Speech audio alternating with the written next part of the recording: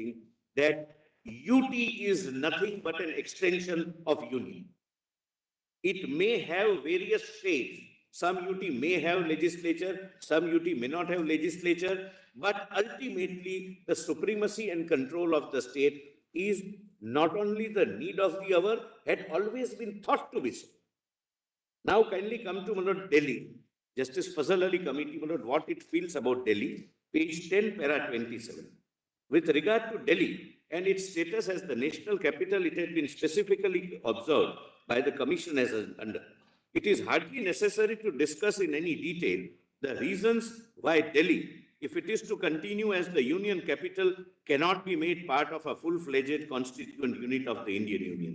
Even under a unitary system of government, the normal practice is to place national capitals under a special dispensation.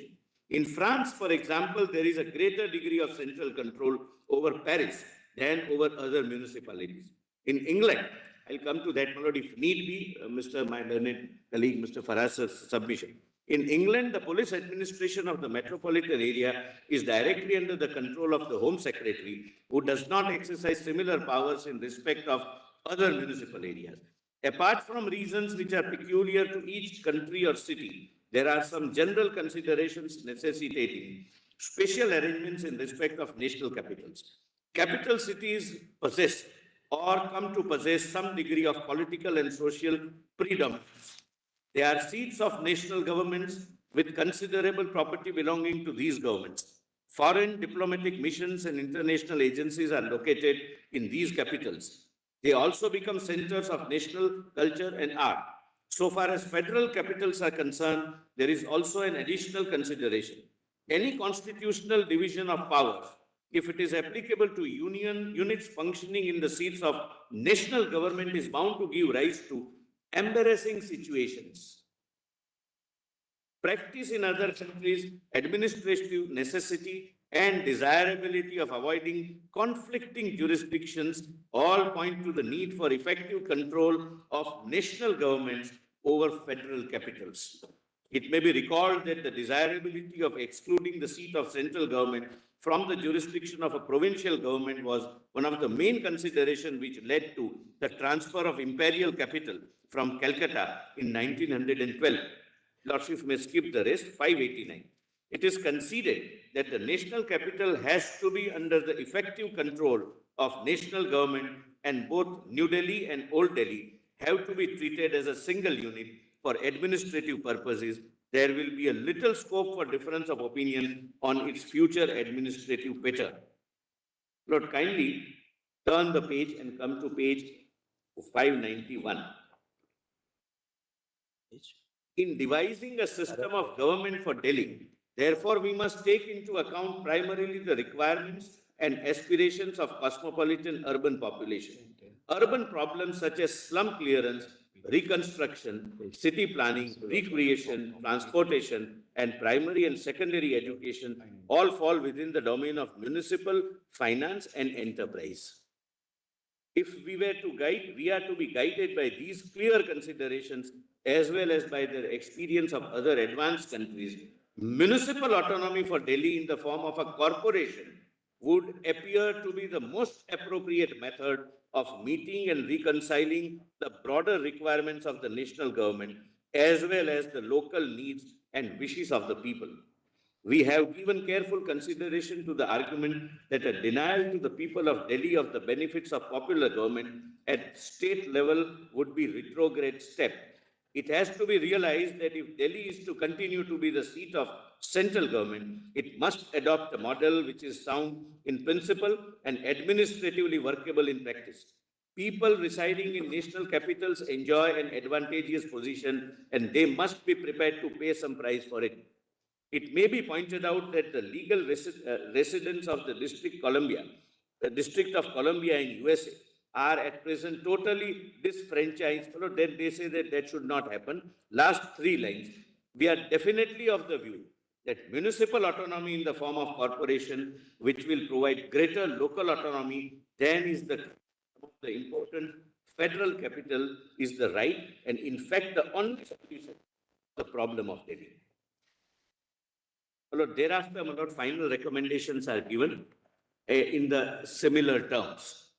Now comes the Constitution 7th Amendment. For the first time, my lord, the Constitution is amended based on the report of Justice Fazal Ali Commission. And the concept of union territory comes, and this is, my lord, very, very relevant.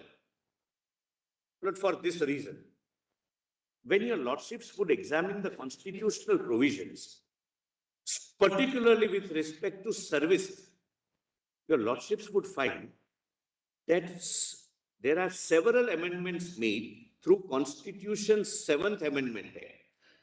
The constitutional amendments have made provisions by way of amending service provisions, but there is a conscious decision to keep the union territories out.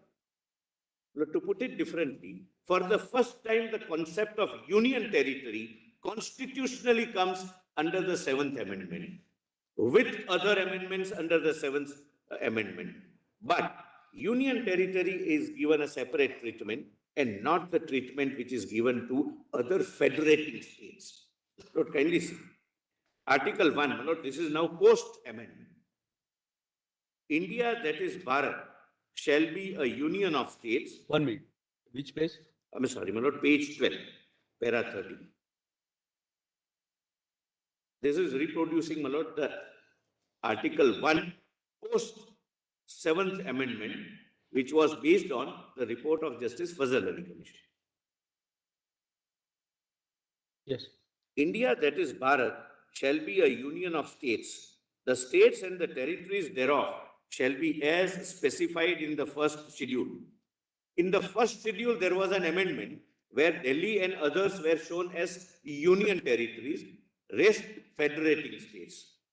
The territory of India shall comprise the territories of the states, the union territories specified in the first schedule, and such other territories as may be acquired. We were very, very ambitious, even at that time, that we might acquire some more territories, which of course we did acquire, not in the sense of invasion and acquire, but Sikkim came in 74. Thereafter, I have given, in a tabular format for your lordship's convenience, what happened in 7th Amendment, pre-amendment position on the left column and post-amendment position on the right column. But your lordship will not kindly come to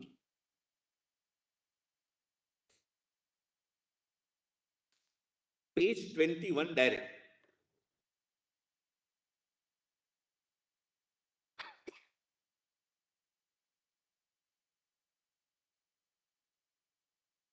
Yes. Lord, this may kindly be read a little closely. Your lordship knows, my lord, the provisions of services is made in part 14 of the Constitution of India. Part 14 came to be amended by 7th Amendment. That is the lordships would find at 308, at the bottom, foot of page 21. Left hand side is pre-constitution, right hand side is post. Interpretation. In this part, unless the context otherwise requires, the expression state means a state specified in part A or part B of the first schedule. Page 21. I'm sorry, your ladyship, it is page 21 at the foot, article 308, which is the first article in part 14 of the Constitution. The heading is services. Services of union and the states. Why, my lord, I show this for 3 reasons, which I'll, my lord, assist your lordship with subsequently. Lord, before the constitutional amendment by the 7th Amendment, interpretation was in this part, unless the context otherwise requires, the expression state means a state specified in part A or part B of the first schedule, meaning thereby, even before the Constitution, for part C states, there was no separate service, contempt, which now becomes sterile. It was only for the federating states. Now, when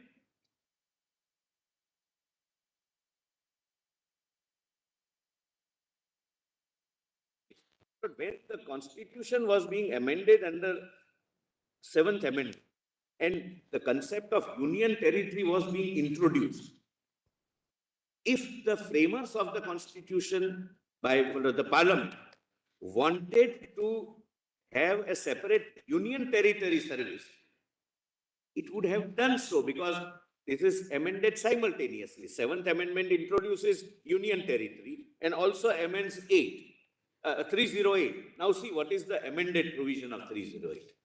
Right hand side. Interpretation. In this part, unless the context otherwise requires, the expression state does not include the state of Jammu and Kashmir. The state as defined under Article 1 under the 7th schedule, that is federating state. Only exception, Jammu and Kashmir for reasons which were prevailing before 2019. Jammu and Kashmir was always used to be excluded. Meaning thereby, the very amendment which introduces union territory does not introduce the term union territory in the chapter which is under the heading of services under the union and the states. So there is no contemplation of a separate service for union territory. Now, my lord, 309. My lord, let me read the pre-amended provision.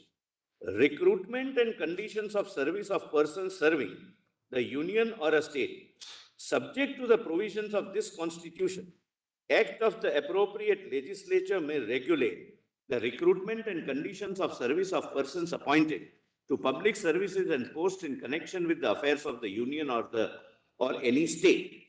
Here, my lord, because of 308, state would necessarily mean federating state, not union territory. Nothing prevented parliament to say so. Now, proviso is relevant and will give guide, my lord, assistance to your lordships. Why?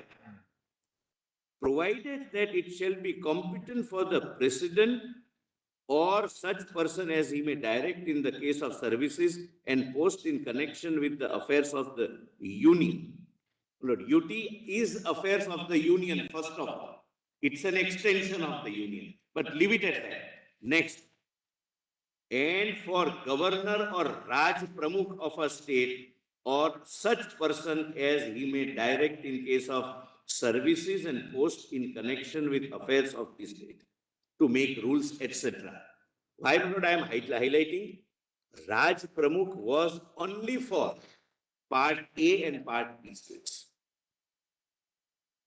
There was no Raj Pramukh for Part C states. When the constitution framers, my lord, the parliament amends the constitution, introduces union territory for the first time by this very amendment. What it says, my lord, it doesn't say, it could have logically said if it intended to introduce union territory to have a separate service.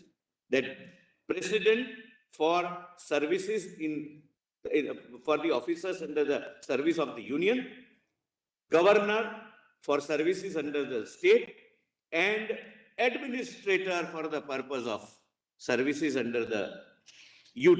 Kindly see, my lord, what it says. My lord, right hand side proviso. Provided that it shall be competent for the president or such person as he may direct in the case of services and posts in connection with the affairs of the union, and for the governor, the Raj Pramukh word is deleted because now A and B states have gone. It became federating states, but no introduction of administrator. And I'll show administrator also comes along with UT by this very amendment. Governor of a state or such person as he may direct in so and so. Now, please see, my lord, in this very amendment, my lord, at page 230, my lord, page 13. The same amendment, 7th amendment, which introduces union territory, also now provides for administrator. and does not include administrator in services, does not include union territory in services.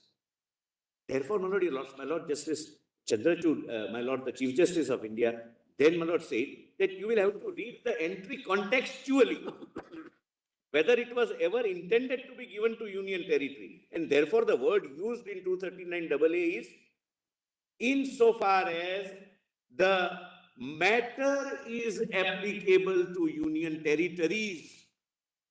Plural, I'll come to that. That's a separate limb of argument. Lord, kindly see. Unamended 239. Administration of Part C state of the first schedule. Lord, the title makes it clear that Part 14 under the heading of services would not apply because it applies to states. And earlier it used to apply to A and B states. This is for Part C. Now kindly see how amendment is made, and that is, my lord, on the right hand side. 239. Administration of union territories, save as otherwise provided by Parliament by law, every union territory shall be administered by the President acting to such extent as he thinks fit through an administrator to be appointed by him with such designation as he may specify. For Delhi, it's Lieutenant Governor. For rest, it is administrator. So, Lord, two things, again at the cost of repetition, and kindly pardon me for that.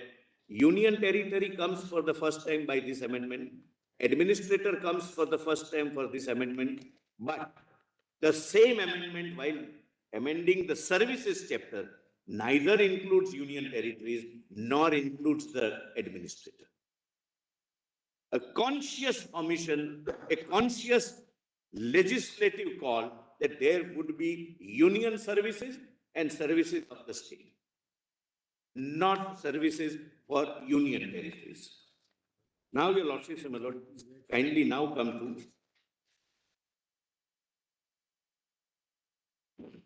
Lord, page 24. I'll just, my lord, shuffle through this. I'll not read this, but just to complete, my lord, the narration. In view of, my lord, Justice Fazal Ali Commission's report that there must be given right to franchise in case of municipal matters like sanitation, etc., etc., Delhi Municipal Corporation Act 1957 is enacted. At page 24, I'm not reading, my lord, the details.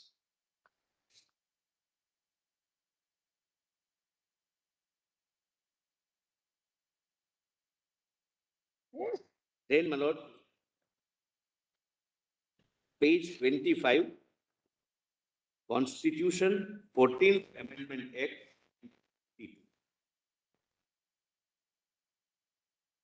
Kindly see, my lord, para 42. Having carved out a separate unit of governance, namely Union Territory by 7th Amendment, the next question was what treatment should be given statutorily or constitutionally to the Union Territory of Delhi in view of its peculiar position as the capital of the nation. Next para, your lordships may kindly skip. It must also not be lost sight that by way of the Constitution 14th Amendment Act 1952, in part Roman 8 of the Constitution, enabling the Parliament to create legislative assemblies with Council of Ministers in respect of certain union territories, such as Himachal Pradesh, Puducherry, Himachal Pradesh, Goa. Consequently, the Government of Union Territories Act 1963 was enacted by Parliament in the year 1963 for the government of such union territories. But for the first time in our country, there came to be three categories consisting of the nation. A, federating states, full-fledged states like Maharashtra, Gujarat, etc. Second, union territories without legislature. And third, union territory with legislature. That happened by an act of Parliament. And something would turn when I respond to my learned senior, my lord, Dr. Singhvi's submission regarding, my lord, that Puducherry has that, etc., etc. It is that union parliament's law which permits.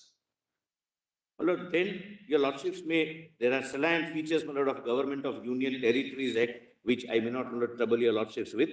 Next is para 27. I'm sorry, page 27, that is Delhi Administration Act.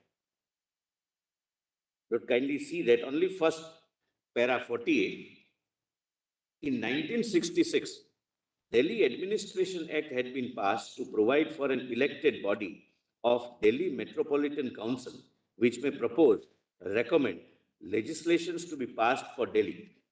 This had provided for direct election from different constituencies for electing metropolitan councillors.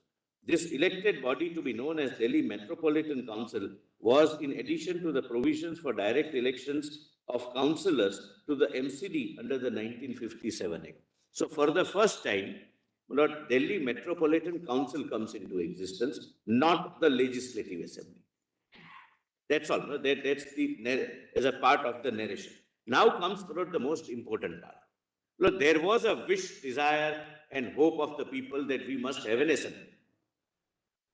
The parliament, the government of the day, constituted a commission headed by Justice Sarkari. One of the member was Mr. Balakrishnan. Lord, incidentally, Justice Sarkaria completed virtually the substantial report. He worked for 13 long months, Lord, on this report. And thereafter, Lord, he was requested to be the chairman of the Press Council of India. And therefore, he demitted the office from the commission. Therefore, when the report was presented, it is known as Balakrishnan report, my lord, but it essentially is a joint report substantially prepared by Justice Sarkaria. Nothing turns on that. It nonetheless is a report, but it is a report by someone, my lord, having legal acumen and who has done a remarkable job, Lord, in his Sarkaria Commission report defining center-state relationship. My lord, pausing here for a minute, my learned friend made extra efforts to ensure that your lordships do not go through Balakrishnan report. Lord, Balakrishnan committee report is necessary for two reasons. Lord, Balakrishnan committee report became the basis of the 69th constitutional amendment, which introduced 239AA. It is the basic foundation. That is number one. Number two, the then Home Minister, while introducing the 69th Amendment Bill, in more than one places say that this entire bill is structured based on the recommendation given by Balakrishnan Committee.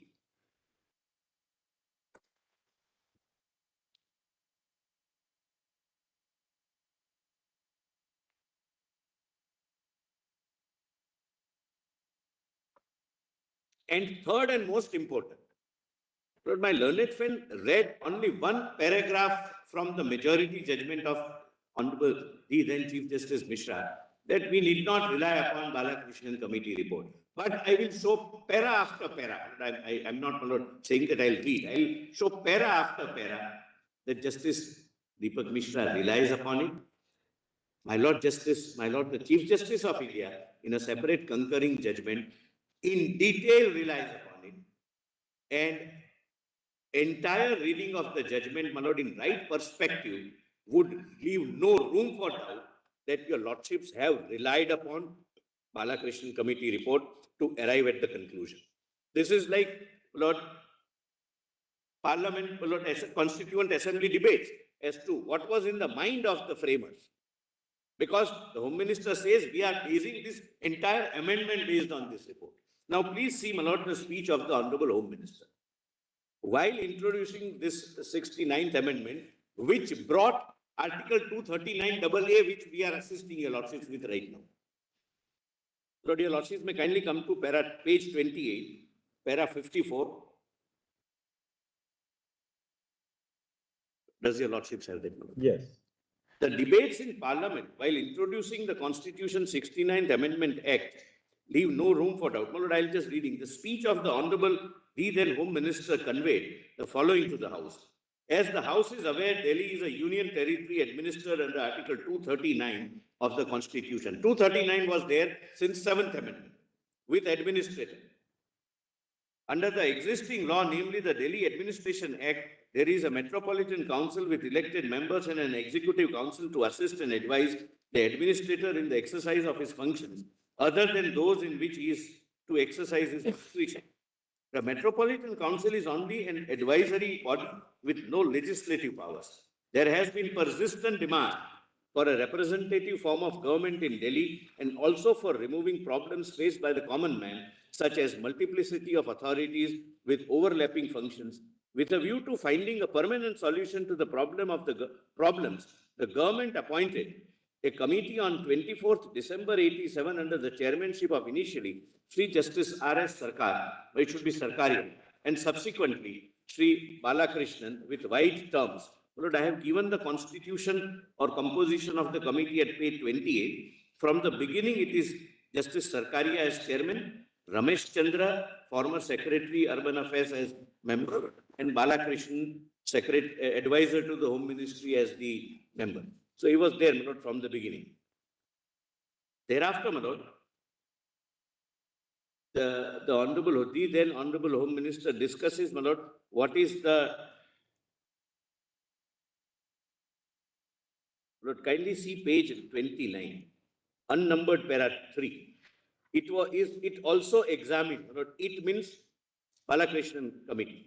It also examined the detail of the arrangement made in national capitals of other countries with a federal setup and took note of views expressed in the debates of the Constituent Assembly and Houses of Parliament on various occasions in regard to the arrangements for the capital.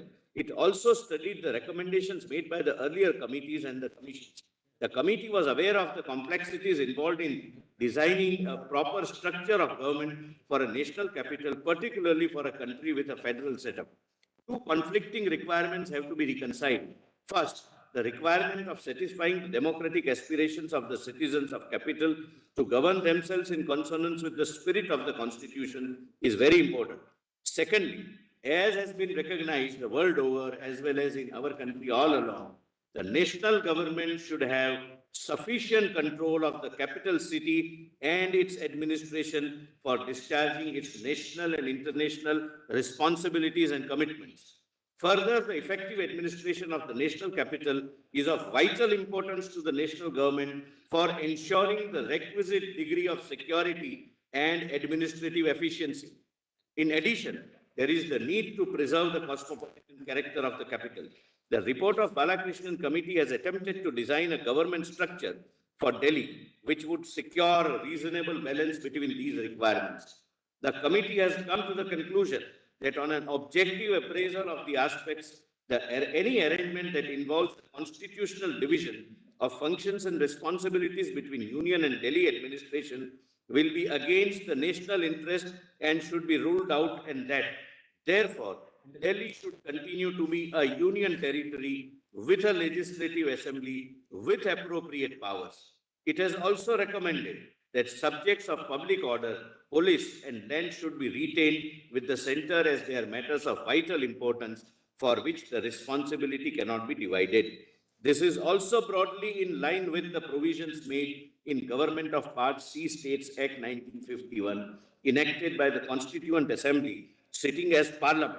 The details of the new arrangement for the national capital will be clear from the provisions of the bill, and I do not propose to go over the same. After carefully examining the report of the Balakrishnan Committee and considering all aspects, it has been decided to enact legislation generally on the lines of recommendation of this committee, and the bill seeks to make appropriate provisions in this regard.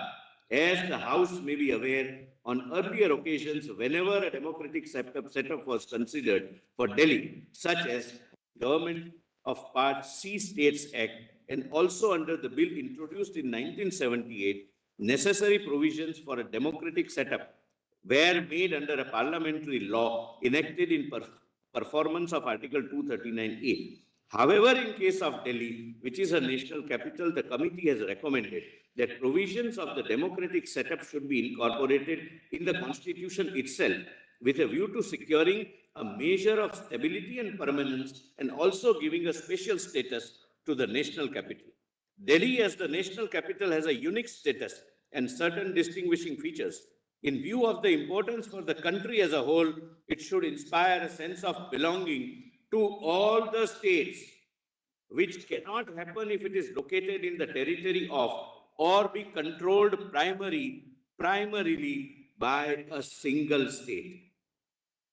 The arrangements made in this regard to the national capital in other countries, particularly those with a federal setup, and all the thinking that has gone into this subject so far, fully support the view that national capital should be under the full control of national government. Lord, this is precursor to 69th Amendment, which introduced 239AA. The Home Minister says so while introducing the bill. At no point in the past has it ever been considered possible to make Delhi a full-fledged state. The Constituent Assembly went into the matter in great depth. It was observed during the debates that in the capital city, a large federation like ours, the arrangement should be that in the area over which the federal government has to function daily, that is the national government, practically in all details, the government should have unfettered power which is not contested by another and subordinate legislature. This is the intention, and this is how, in my respectful submission, 239AA will have to be read. The States Reorganization Committee and all other committees have reached the same conclusion.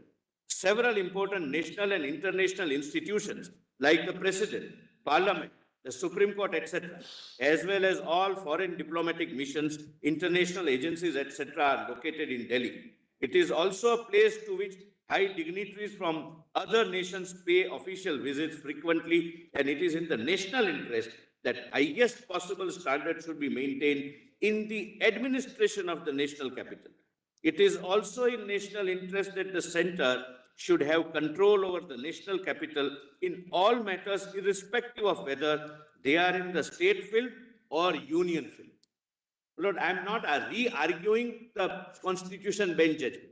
I am only confining this to the services and the control, Lord, which the very foundation stone of 69th Amendment recognized. If Delhi is made a full-fledged state, it would be constitutionally impossible for the central government to intervene in any matter relatable to state lists, such as public order, public health, essential supplies, municipal services, etc. These are not illustrative. These complete constitutional prohibition will make it impossible for the central government to discharge its national and international responsibilities in relation to capital if Delhi becomes full state. Then 69th Amendment Act comes, which brings in 239AA. Now, this is, Yes. Lord, this is the relevance of Balakrishnan's report, and I will read it at the end using my discretion not to read which is not relevant, but to say that Balakrishnan committee report should be discarded may not be a correct assistance to the court. Lord, I am not relying upon, my Lord, I at the outset, my Lord, pointed out that wherever word state is used, union territory is out state, that part of the commission I am not relying upon. That my Lord, the Chief Justice of India has taken care, my Lord, in the Constitution bench. It has to be decided contextually, but to give context to the word insofar as it is applicable to union territories. Lord, your Lordship would examine whether a particular matter, Constitution doesn't use the word entry, particular matter is applicable to union territories. It's not in singular, it's in plural. Can Lakshadweep do that? Can Dadra and Nagar Haveli do that? That is the context, Lord, with special context with regard to Delhi emerging from the Balakrishnan Committee report. That complete control for various reasons. Lord, there has to be a lieutenant governor who is informed by the officers. Lord, nobody say the bureaucracy should be pliable bureaucracy. My lord, I personally had a very serious objection, though it was lightly said. Monogamy, that permanent monogamy. No, bureaucracy is not wedded to any party, any government.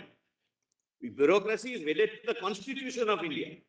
But suppose national capital is under a siege. You take an example. National capital is under a siege. One artillery road, my lord, linking one section of the country to the capital is blocked with permanent structure. And if the government of Delhi sends food, it is the responsibility of the bureaucrat to inform the LG that this is the capital cannot be under the siege. That is the control, my lord, which is envisaged under 69th Amendment. If during the COVID period, the number of tests are brought down, my lord, with a view to ensure that the figure is good, it would affect, my lord, the future course of action the country would take nationally. The health secretary will have to bring it to the notice of the LG. That you cannot do that. At a particular point of time, the test has to be rigorous testing so that we know the real problem, whether we are dealing with a rat or with a dinosaur, so that the national policy can be accordingly framed. If we show only 10% are affected with COVID, though there are 500, Lord, we may have a situation where all high commissioners and ambassadors are affected, and the world over the message will go that the government of India is doing nothing. It is the national shame. Therefore, I am not saying the bureaucracy should be loyal to the central government, but the central government must have a say. Who will be appointed and who will head which department? Then, as I have shown from the terms of business, he is bound by the transaction of business rules. He is reporting to the minister. He is taking orders from the minister. He is bound by the instructions of the minister. If there is any difference, it goes to the Council of Ministers. Council of Ministers is supreme. Collective responsibility, democratic functioning, everything is, my lord, I respectfully bow. But to say that once the officer comes under my jurisdiction, it's my decision what to deal with, how to deal with him, and what to tell him, that goes against the very spirit with which 239AA is introduced. Lord, now kindly, my lord, see, my lord, page 34, your lordships can just have a look. These are the judgments why the report which becomes the basis of a constitutional amendment is a good external aid for interpretation. I am not, my lord, reading it. Now, my lord, your lordships may come to 35.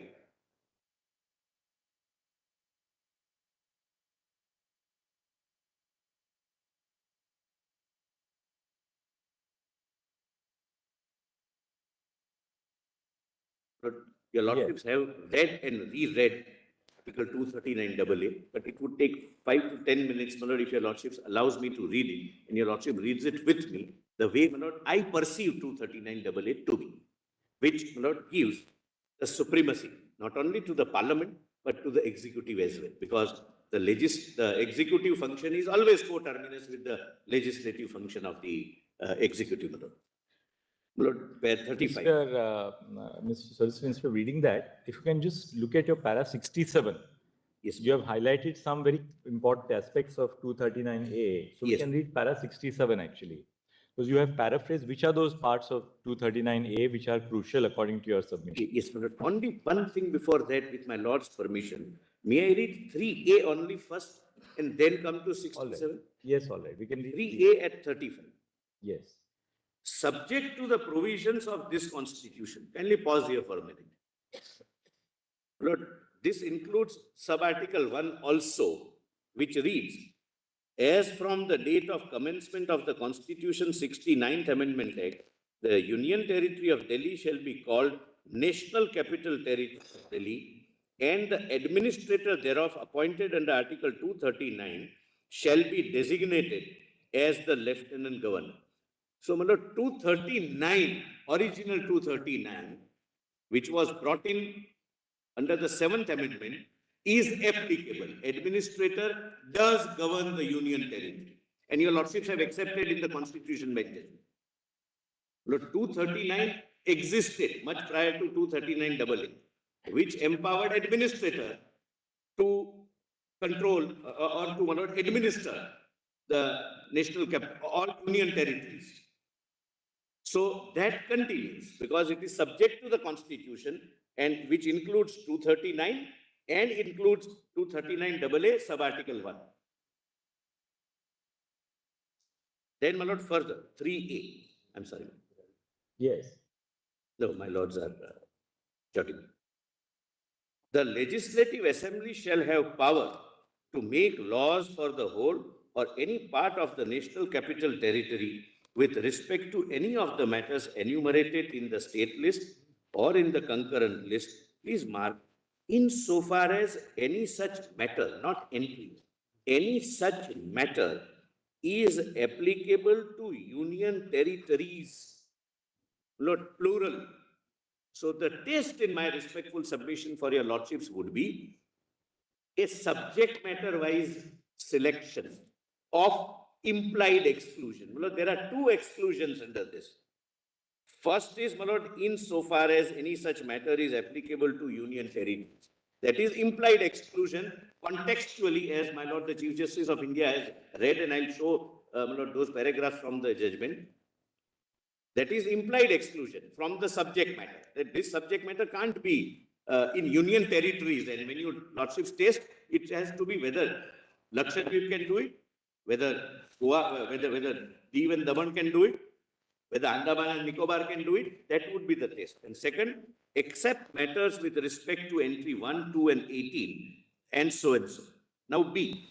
Now, my lord, kindly come to 37, 37. My lords, Lord Chief Justice of India, my lord, very kindly indicated, para 67. A perusal of sub-rule 3 would show that the extent of legislative powers of the Legislative Assembly of NCT is consciously, unequivocally, and manifestly circumscribed by 5 modes. A. My lord, I have already pointed out, subject to these provisions of the Constitution. That is, administrator, governor union territory continues.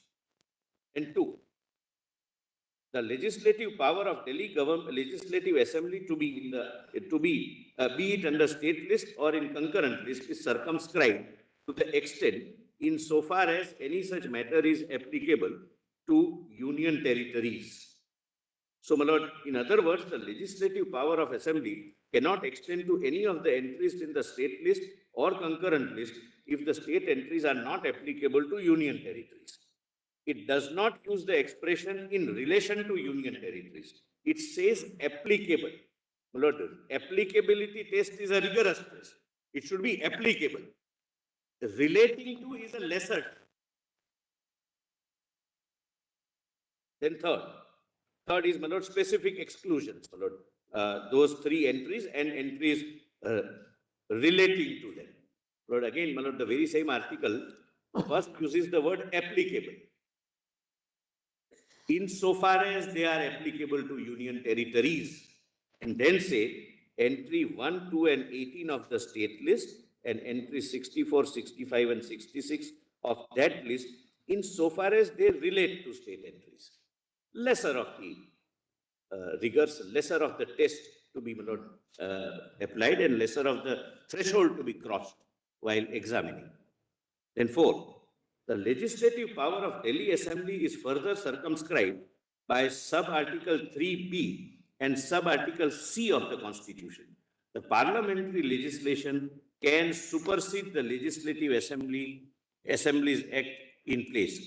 Since Article 239 AA 3B and C is also part of the Constitution, this is circumscribed power conferred upon the Legislative Assembly. But Lord, kindly pause here for a minute. But what I'm trying to assist your lordship with is this.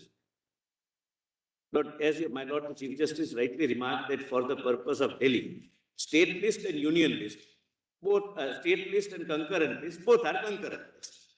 Meaning thereby, the parliament can make a law even from the state list, which is not permissible in case of federating states, which overrides the state list. since the legislative power is coextensive with the executive power, when we read sub-article 3, subject to this constitution, would it not be, my lord, I'm posing a question to myself, subject to even 3B and C? Please, my lord, read that. Again, my lord, at page 35. Subject to the provisions of this constitution, then your lordships have read, come to B. Nothing in subclause A shall derogate from the powers of parliament under this constitution to make laws with respect to any matter for a union territory or any part thereof. So, the legislative power under A is subject to B, because B is also a part of the constitution. And it starts with subject to the constitution. And C is, my lord, supremacy. If there is a law made, then it would prevail. It's like, my lord, 245. Then, my lord, fifth, I'm on page 38. The fifth limitation on the power is to be found in Article 264 to 246(4), my lord, which I have quoted. Please read, my lord, at the foot. My lord, the title is Subject Matter of Laws Made by Parliament and by the Legislature of the States. My lord, hierarchical list is given. First, union, then supremacy of the state, etc. But 4, Parliament has power to make laws with respect to any matter for any part of the territory of India not included in a state, which includes, my lord, union territory. Notwithstanding that such matter is a matter enumerated in the state list. This is the limitation on the power of Delhi Assembly and supremacy of the Parliament, which my lords have accepted in the Constitution bench. Now, your lordships, my lord, kindly, my lord, skip. I have reproduced, my lord, what the High Court has said, my lord. High Court accepted our proposal, my lord, our argument, my lord, but I'm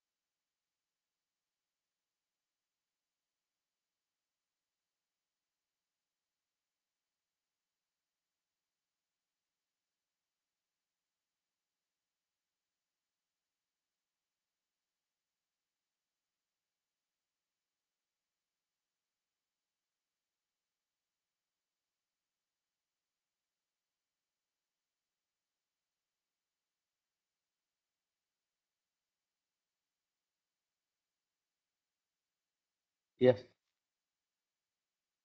Just before I take just for one repetition, kindly read 246(4). Yes, for my lord's consideration. I think I could not make myself clear. Two.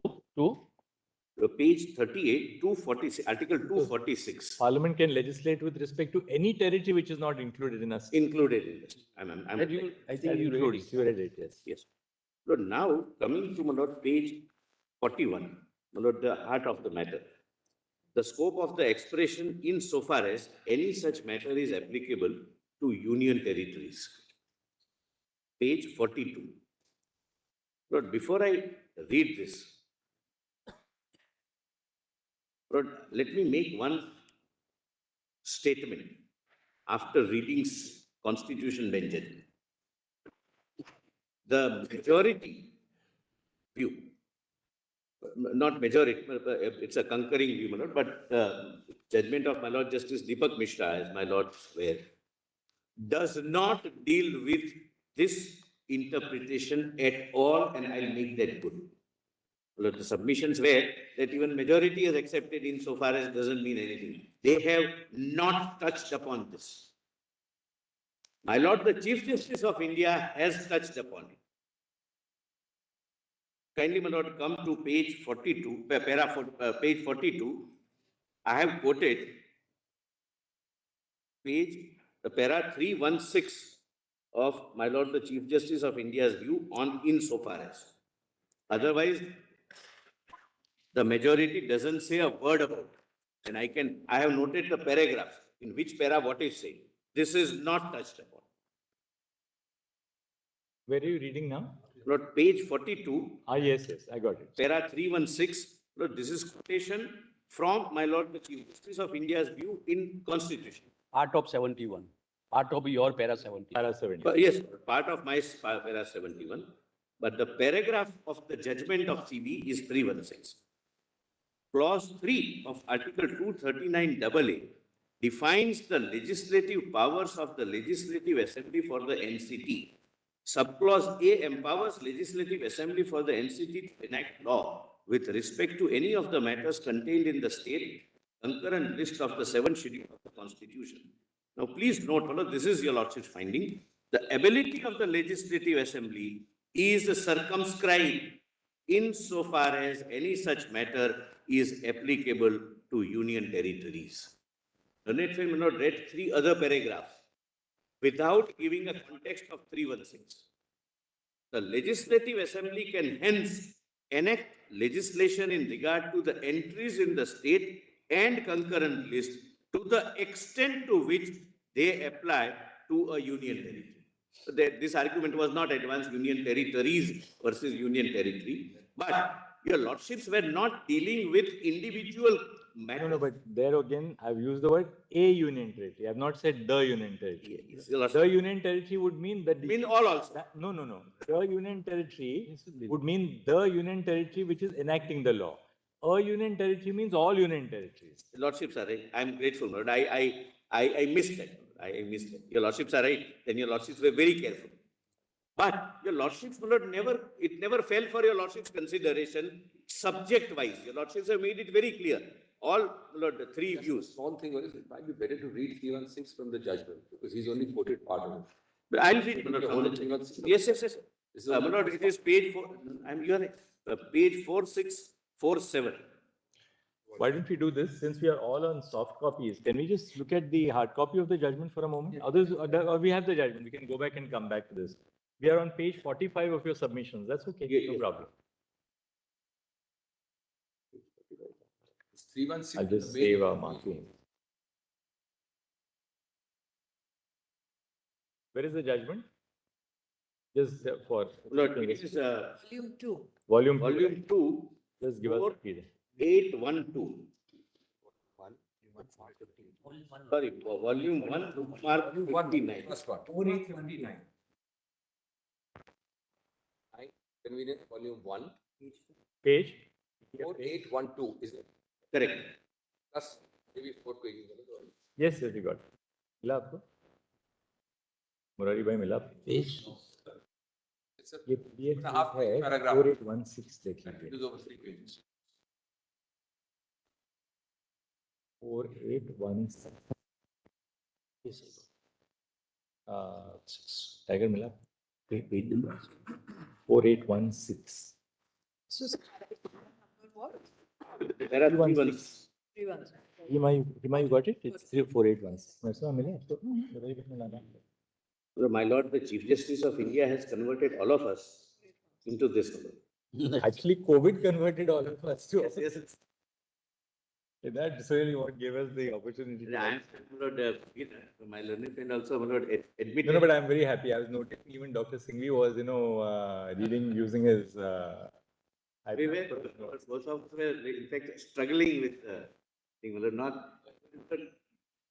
notings with some selected pens, of which both of us are fond of. My Lord, that pleasure is. The problem with this soft copy is that the pleasure of writing with a thick nibbed pen is lost. That's the common. Share with us. That's a different kind of pleasure. That's common, my Lord, interest. Or writing, using your own ink. I won't name the Using council. thick nibbed pens with different things. Different colors. You can do all that with the slide. That's true. Possible. Colors are available. You just size The something thick here nibbed pen is. Yes, but I won't we can't name- change the thickness of the thing. I won't name council, but when I was a young lawyer, we used to have senior counsel in Mumbai who used to mix their own ink. I see. So we had a very learned counsel who used to use use what he called burgundy. Again. So burgundy, he would mix the black pink. You got this ink called pink in those days. So he would mix black and red, so it became burgundy. The delightful color because now it comes ready-made and mixed. Now, my Lord, there are, So many shades of burgundy. But I said but for example, that you are my mentor.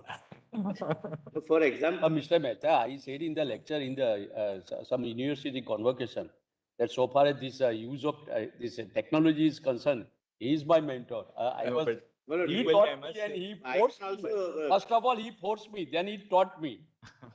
Then I started. but he has an open mind, so that it just made it easier. We used to be sitting in our own home offices at the height of the pandemic, when everything else was shut. And we would have two sets of, one desktop and a inconvenient. laptop open. So One has to change with the time. Otherwise, you can't pace. You can't progress in the life. Life should not be static. initially we didn't have a breakout facility. So what we did was, Brother Shah and I, we used to have a separate desktop open. So we would mute the lawyers and then talk to each other about something about the case, what to do in a small matter or a big matter, whatever. Later on, we developed the breakout facility, which made it much easier because you just had to tell the lawyers, Correct. could we just go into breakout for 2 minutes? And then we would just go into the breakout mode and then have a conversation, which was just between the judges would be the conversation. So the but when beginning. some honorable judge, my Lord, is struggling with this, Lord, gives us a satisfaction. Yeah. Hope you get this way. No, Satisfaction. no. But all colleagues really started, with the Yes, pandemic. Lord, yesterday, I remember just Hemant Gupta and I sat, then Brother Shah and I for a long time we sat together. Then Justice Vikram Nath, Justice Suryakant, Justice Rastogi, so many almost colleagues who everyone. sat. Remember yesterday on And of that, course, one all I of us shared had to get Justice Hima Urdu Kohli. couplet with my learned friend, my Lord, on struggling of the judge, my Lord, and what is the reaction of the member. Some good couplet I shared with my learned. No, but just like that, because COVID has so many positive aspects. One of them, the worst nightmares always have positive aspects to this. The Yes. power of minimalism, the power of digital work. Power of digital media. Now, my Lord, almost all councils have conferences virtual. It saves time, money, energy, comfort, everything because three people coming from Bombay, etc., wasting 2-3 days, coming prior. This is that they join and this has changed the way of life for better. There's always a silver lining.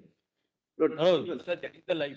Otherwise, it is saying every bad thing, you have to see the good thing.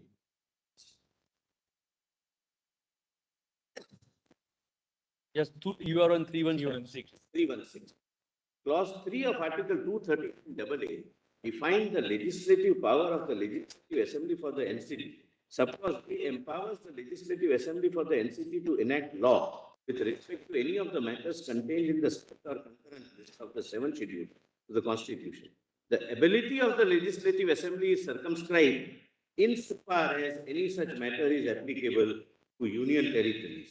The Legislative Assembly can hence enact legislation in regard to the entries in the state and concurrent list to the extent to which they apply to union territory, To a union territory, or of equal significance is the exception which has been carved out. Equal significance. It's not, my lord, that there are excluded entries. It's very categorical that one is implied exclusion and another is specific exclusion, namely police, public order, etc., etc. 1, 2, and 8. So, insofar as is a separate category by itself, my lord, that's the law. My lord, my learned friend read, my lord, 462 and 463. But that, my lord, will not dilute your lordship's inherent finding, my lord, in this. Can I let it read the rest? So let's, after that, where I've quoted those entries, can we just see Placitum B on the next page, just to sort of give us a little time to reflect on it, that's all. Placitum.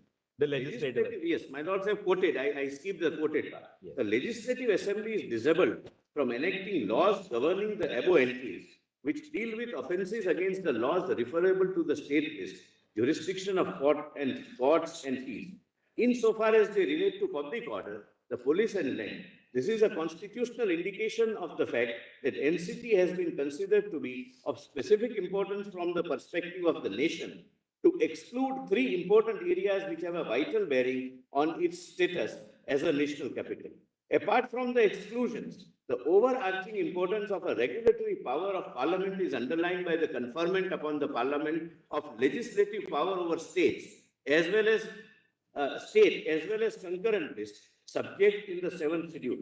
Unlike state legislative assemblies which wield legislative power exclusively over the state list, under the provisions of Article 246(3), the Legislative Assembly for NCT does not possess exclusive legislative competence over state list subjects. By a constitutional fiction, as if it were, Parliament has legislative power over concurrent as well as state list subjects in the 7th schedule. Subclause C of clause 3 of Article 239AA contains a provision for repugnancy. Similar to Article 254, a law enacted by the Legislative Assembly would be void to the extent of repugnancy with a law enacted by Parliament unless it has received the assent of the President. Moreover, the assent of the President would not preclude Parliament from enacting legislation in future to override or modify the law enacted by the Legislative Assembly. Hence, the provisions of Clause 2 and 3 of Article 239AA indicate that while conferring a constitutional status upon the Legislative Assembly of NCT, the Constitution has circumscribed the ambit of its legislative powers, firstly by carving out certain subjects from its competence, vesting them in Parliament, and secondly by enabling Parliament to enact law on matters falling both in the state and concurrent list. Moreover, in subjects which have been assigned to it, the legislative authority of the Assembly is not exclusive and subject to laws. That is not on B and C. But this does not dilute the first part which says that there are two categories of exclusions. One, implied insofar as they are applicable to union territories. And second, specific exclusions, namely 3 plus 3, 6 entries. Mr. Solicitor, also now in that, since we are on my judgment, on that part, insofar as is applicable. That's right. Can we just here at this page again go Yes, to that? I'm coming to that. Solicitor, just show it from this only. Now we have opened this. Yes, so that yes, you yes. can- I'll just give the page number. 4882. 460, 452, 452. 488. 482. No, 8 page 488. Yes, correct. Let's just, Para is 460. because then we can marry both together and have a complete 488. perspective. Okay. PDF 488. Yes. मिल गया? My learned friend wants to read your lordship's, my lord the Chief Justice's judgment to say that there are only 3 categories which are excluded. So insofar as is virtually superfluous. No, I think that Dr. Singh was referring to Chief Justice Deepak Mishra's judgment. Lord, that, my lord, I'll take your lordships, not read, my lord, but Right. Now, para just- by para, just- what it contains, just- doesn't touch Solicitor, let's focus on 460. 460. Brother, I- was saying, just Narasimha was also saying. In the state list and the concurrent list of the 7th schedule, there are numerous entries which use the expression We can state. skip that. These entries are illustratively catalogued below. So that I may skip the entry. 461, 461. Article, I'm sorry. Yes. Yes. Article 239AA3A permits the Legislative Assembly of the NCT to legislate on matters in the state list, except for entry 1, 2, and 18, and entries 64, 65, and 66, insofar as they relate to earlier entries. And on the concurrent list, insofar as any such matter is applicable to union territories. 460. In forming an understanding of these words of Article 239AA3A, it has to be noticed that since the decision in Kanya, right through to the 9th-judge bench decision in NDMC, it has been held that the expression state in Article 246 does not include a union territory. The expression insofar as any such matter is applicable to union territories cannot be construed to mean that the Legislative Assembly of NCT would have no power to legislate on any subject in the state or concurrent list merely by use of the expression state in the particular entry. This is not a correct reading of the above words of Article 239AA3A. As we see below, that is not how Parliament has construed them as well. But I'm not joining any issue. I at the outset said that yes, mere use of the expression state would not mean that the entry is excluded. It will have to be seen contextually whether on that matter, not entry, on that matter, any union territory can legislate or not. Then, my lord, 462. Section 7(5) of the GNCTD Act provides that salaries of the Speaker and Deputy Speaker of the Legislative Assembly may be fixed by the Legislative Assembly by law. Section 19 provides that members of the Legislative Assembly shall receive salaries and allowances as determined by the Legislative Assembly by law. Section 43(3) similarly provides that the salaries and allowances of ministers shall be determined by the Legislative Assembly. However, Section 24 provides that a bill for the purpose has to be reserved for the consideration of the President. Parliament would not have enacted the above provision unless legislative competence resides in the states on the above subject. The subjects pertaining to salaries and allowances of members of the legislature of the state, including Speaker and Deputy Speaker, and of the ministers for the state are governed by entry 38 and entry 40 of the state. The GNCTD Act recognizes the legislative competence of the Legislative Assembly of NCT to enact legislation on these subjects. The use of the expression state in these entries does not divest the jurisdiction of the Legislative Assembly, nor are the words Article 239AA3A exclusionary or disabling in nature. Lord, in the context of the word state, Just read on. The purpose. the purpose of the above narration is to indicate that the expression state is by itself not conclusive of whether a particular provision of the Constitution would apply to union territory. Now just go slow on the next sentence. Sir. Just very slowly. Just read the next sentence. Similarly, it can also be stated that the definition of the expression state in Section 358 of the General Clauses Act, which includes a union territory, will not necessarily govern all references to state in the Constitution. So now just pause here. That is, there are two things. The first part shows, the first sentence of para 463 says that merely because an entry says state, that will not exclude the union territory. The second sentence says, but on the other hand, merely because in Section 358 of the General Clauses Act, state includes a union territory, does not mean that every reference to state in the entry will include a union territory. So both, we are excluding both extremes, you know. Yes, my lord, your lordships have taken my lord, the correct path, my lord. That Now just see, if there is something which is my repugnant, lord. if there is something which is repugnant to If this, there is something which is repugnant in the subject or context, the inclusive definition in section 358 will not apply. So even if state includes union territory, if the subject is alien to the union territory, it will not apply. This is made clear in the precedent emanating from this court. In certain contexts, it has been held that the expression state will not include union territories, while in other contexts, the definition in section 358 has been applied.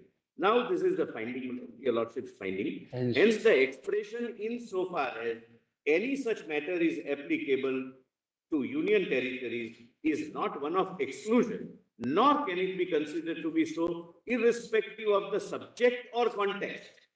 Now, Mr. Solicitor, we've seen my judgment. Now, for a moment, just 2 or 3 paragraphs, let's go to Chief Justice Deepak Mishra, because mine is not the majority judgment, it's a concurring judgment. We've taken the same conclusion, but on this, Justice Mishra spoke for himself, Justice Khanvilkar, And Justice Sikri. and Justice My Sikri. Lord Justice. And there was a concurring opinion by Justice Ashok Bhushan also. Yes. Both Justice Bhushan and I spoke, right, separately. One issue. Dissented on one issue. Sorry? Justice Bhushan dissented On one issue. otherwise it's also another concurrent. No, there is no dissent. No, there's no. In this, One issue, Manoj. Plus the way, plus just although the proceedings of This the court concurring opinion, once your lordship reads Justice Bhushan's opinion on the aspect of whether union government has parallel executive power, he says it does. Whereas one of the other 4 judges, including your lordship, say, your lordships don't opine on it. My Lord Chief Justice has not opined on that aspect. And the majority, that is Justice Mishra speaking for Justice Sikri and Khanvilkar, says that there is no parallel executive power. So on that limited point, Justice Bhushan is in dissent, although the proceedings say that both the opinions are concurrent. No. I will show, Manoj, that is Now, a very just 1 correct or second, accurate- just to bring focus. Now, we've seen my aspect. I will refer to insofar as is applicable. Now, according to you, according to you, Chief Justice Deepak Mishra does not deal with insofar as is applicable. Now, just let's see the conclusions of, before conclusions, para 224 and 245 of Chief Justice Deepak Mishra's judgment. If you can just, any of the juniors can give us the page, that's all. For that, Manoj, just for my. So there's something in my mind, actually, we are stretching your argument. Solicitor, we are trying to stretch your argument. That's why we are telling you something which may help you. 7, the PDF page. 4773. 4773. If I may assist, para 39 of the majority, read with paras 224 I'm going to read everything, Doctor. on this issue. This narrow issue. So whenever Dr. Singhvi intervenes, I get the satisfaction that I'm on the correct line. Because he would not disrupt his opponent when he is committing a mistake. So your lordships, Lord, are on page para 222. 224. Well, I'll read 222. 239. So that is PDF page PDF is 4. 4777.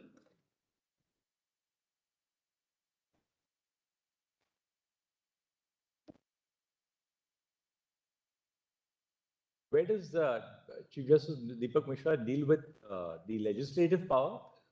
Yes. Starting with 217. Therefore, what I wanted your lordship to see on some of the paragraphs and with profound respect say that the conclusions may not be read in isolation because there is no discussion with regard to some of the conclusions. It may not as politely as possible. There is no discussion with profound respect. Lord, may I read 224 months or your lordships are? Yes.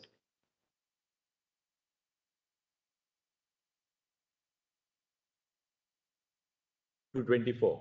224. I'll read my Lord's permission. Article 239 AA4 confers executive powers on the government of NCT of Delhi, whereas the executive power of the union stems from Article 73 and is coextensive with Parliament's legislative power. Further, the idea of pragmatic federalism and collaborative federalism will fall to the ground if we are to say that the union has overriding executive power in respect of matters for which Delhi Legislative Assembly has legislative powers. Thus, it can be very well said that the executive power of the Union in respect of NCP of Delhi is confined to three matters in the state list for which the legislative power of the Delhi Legislative Assembly has been excluded under 239 AA 3A. The fourth in category, not, these are the only three exclusions. And such an interpretation would thwart any attempt on part of the Union government to seize all control and allow the concept of pragmatic federalism and federal balance to prevail by giving NCT of Delhi some degree of required independence in its functioning, subject to limitations imposed by the Constitution. Lord, with profound respect, I have two, Lord, serious constitutional objections to this. Lord, principally, fundamentally, and conceptually, Union territory is an extension of the Union, and there cannot be a question of federalism between Union and its limb. Federalism is a concept between Union and federating states. Be that as it may, Lord, there is nothing to suggest that why the majority excluded only three entries without even touching, insofar as it relates to Union territories, no discussion on that. Merely saying that the Union may seize the control, my lord, it's not a question of control, it's a question of interpreting Constitution of India. Whatever power is conferred by... On the legislative power, now go to 284.14. Yes. 284.14 at PDF page 4798 for all of you. 47.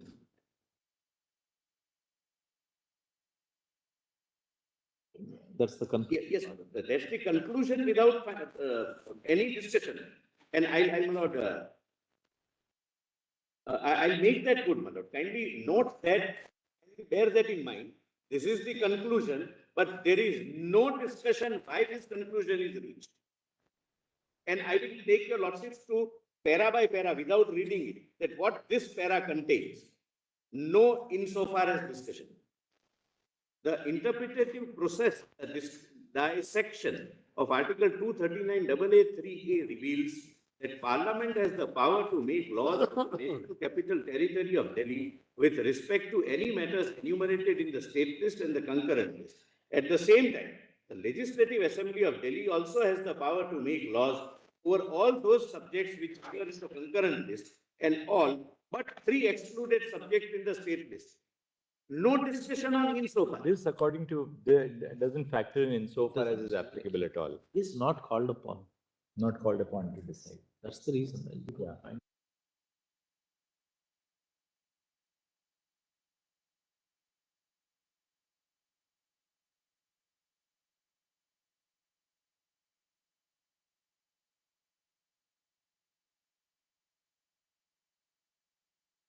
Leave it, my lord, for the reasons your lordship know, my lord, going beyond this. But when the majority hold and records a finding that exclusion is only three entities, whether called upon or not, insofar as will have to be taken into account. Now, just one more question, Solicitor. This conclusion in 284.14, where is the substantive discussion on that in the judgment? Anything specifically that everything? Let me, my lord, take your lordship. 237. 37. Only a minute, I'll answer it. 237. Mr. Mehta, please turn to paragraph 237. There's some discussion. Tiger, what? Para, my lord. PDF page kya hai, Tiger? Just be Smile. 478. 478. Because it is anyone and other, everyone it is considered. Any matter? Any matter. Agree. 230? There is no. No. There, my lord says There is that that reference of. difference in any matter cannot be every matter. We have not only, I have read it fully. Where We does, have also done. where does the majority refer to, sorry, I'm interrupting you. Where does the majority refer to clause 3 of Article 239 AA? What's 204, no? No, kindly see 204 at page 4768. 4762. Nine. 476. 4772. PDF page 477. 773.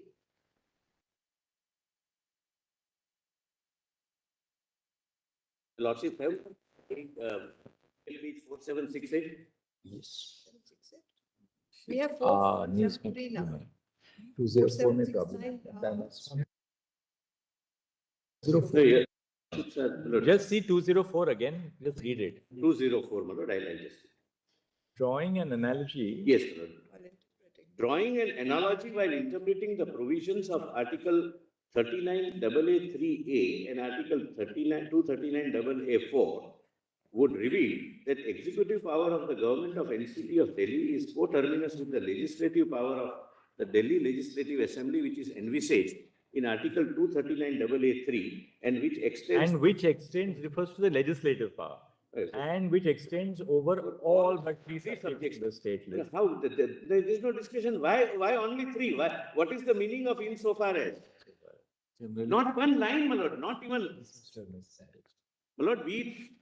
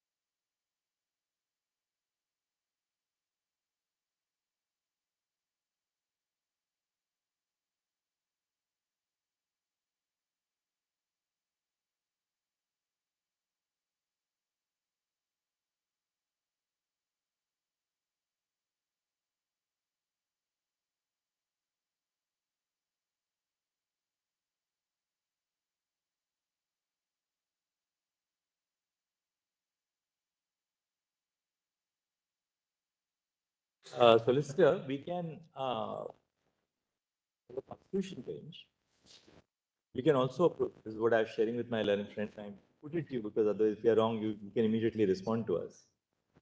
This issue can explain Chief Justice Deepak Mishra's judgment on the ground that the issue as to the applicability of a particular entry in the state or the concurrent list arises here before us now in relation to services.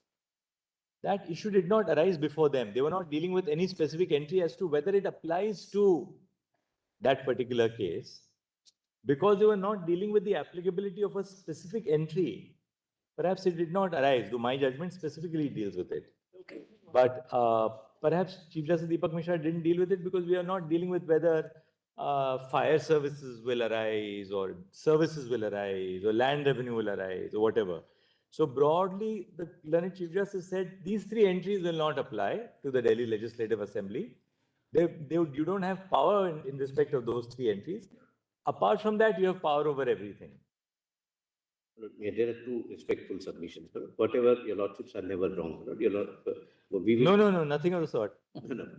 Lord, first, in my respectful submission, any discussion or analysis of Article 239 will necessarily remain incomplete without touching upon this phrase. But with that, Solicitor, that you need not labor upon at all. It is, of course, it's a part, and we have to explain that. We are with you on that. There's no question about it. In the Constitution bench, it remains incomplete. Number two.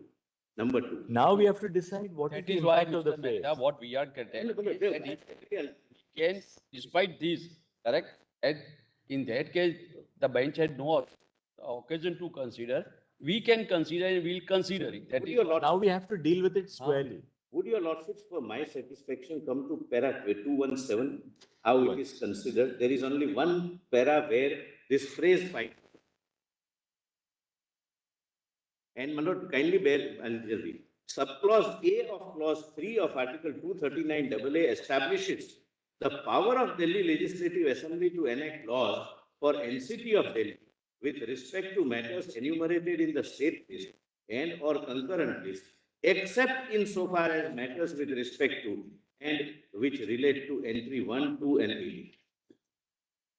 Insofar as, my lord, is here.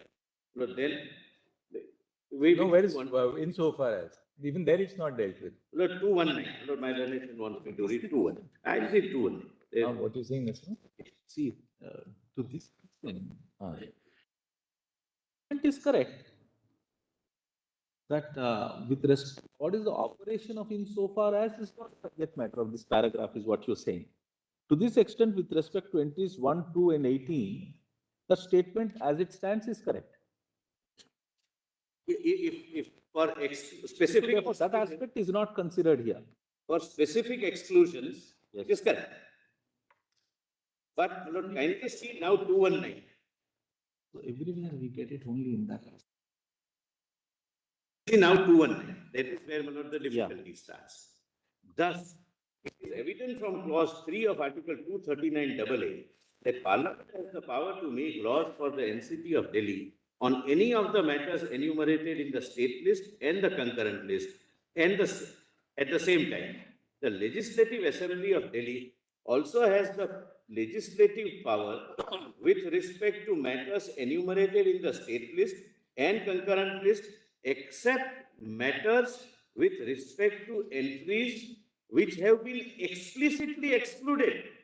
actually, Solicitor, let me formulate it like this.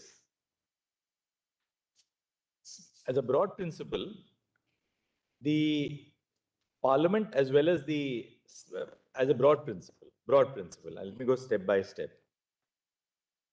Parliament as well as the state legislature,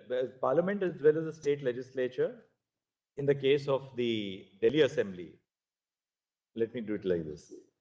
Parliament in the case of the Delhi Legislative Assembly, in respect of GNCTD, Parliament has powers to legislate on the state list and the concurrent list. No difficulty about Parliament. The Delhi Legislative Assembly, too. The Delhi Legislative Assembly does not have the power to legislate in respect of entries 1, 2, and 18 and entries 64, 65, 66 insofar as they relate to 1 to 18. Positive statement about Parliament, exclusionary statement about the Delhi Legislative Assembly. Now, the third aspect. The Delhi Legislative Assembly has the legislative power to legislate in respect of all entries in the state list and in the concurrent list, insofar as those entries are applicable to union territories. That third aspect, according to you, is a limiting feature, which has not been noticed by the judgment of the majority in the NCTD case. So, no doubt about the fact that Parliament has the power to legislate entirely in respect of the state list and the concurrent list. No dispute about the fact that the Delhi Legislative Assembly has no legislative jurisdiction over entries 1 to 18, 64, 65, 66, insofar as they relate. But third, even in respect of other entries in the state list and concurrent list, other than 1, 2, and 18, the Delhi Legislative Assembly has the authority to legislate only insofar as those entries are applicable. Only insofar as they are applicable to union territories. Now, moot question. Does the legislative entry of services relate to the union territories? Are they Are they applicable to union territories?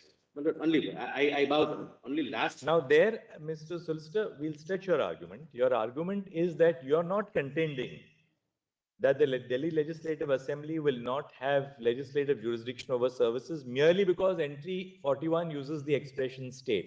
Yes. Because that you're trying to bring it within the fold of my judgment. I also say that, well, merely because state includes union territories in 358 of the General Constitution Act, it doesn't mean that every item in the state or concurrent list which refers to state will also include union territories. Because if the moment you say that, then the words insofar as may be applicable will cease to have meaning, right? Isn't it? So now, according to you, if you look at part 14 of the Constitution, which was amended by the 7th Amendment to the Constitution, consciously a departure was made while amending the Constitution not to bring in union territories into part 14 of the Constitution. So now I think what you really need to focus on is, Sir, how do you tell us that you admit I'll immediately that come on. services were never intended to be. That is right. I'll do. I'll immediately do that. Only my worry. I bow down. It's not my attempt to.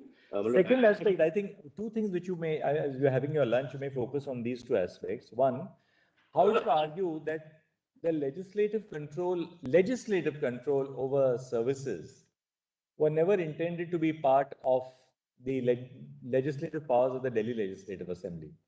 Two, even if we concede your argument that legislative authority over services is vested exclusively in Parliament, what about the executive power of the Delhi government? It is always co-terminus. If I don't have No, not legislative necessarily. power, No, it's not. Not necessarily. That's the problem with. That's an area which we will have, as Brother Narasimha also said.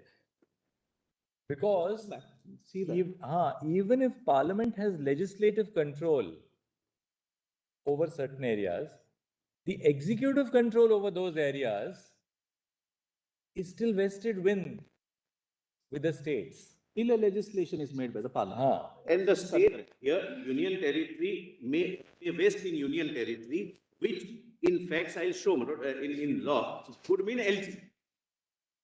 That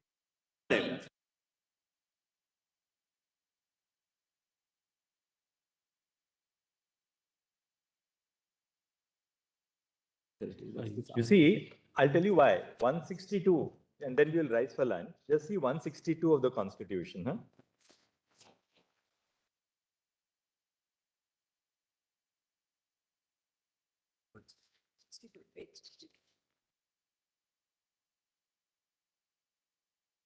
See the proviso to 162. yes. Provided that in any matter with respect to which the legislature of the state and parliament have power to make laws, the executive power of the state shall be subject to and limited by the executive power expressly conferred by this constitution or by any law made by parliament upon the union or authorities thereof.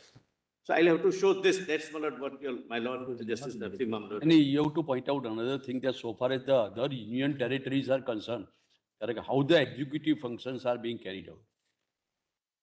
Through administrator. I'll show that. That is what ultimately. Please. But suppose a subject is exclusively entrusted to Parliament, right? By in list 1, list 3, there's no problem. Suppose a subject is entrusted exclusively to Parliament in list 1. Does the state exercise executive power? Can the state exercise executive power in respect of that subject? A, the state. If the parliamentary law so delegates, for example, Lord, some transfer of property act, citizenship act, central law in list 1, but they say that it will be enforced by the collectors of the district who are under the state. And in the case of a union territory like Delhi, LG, I'll show Lord the GNCTD Act scheme. LG is the authority. we'll connect. Okay. So that now getting to the core.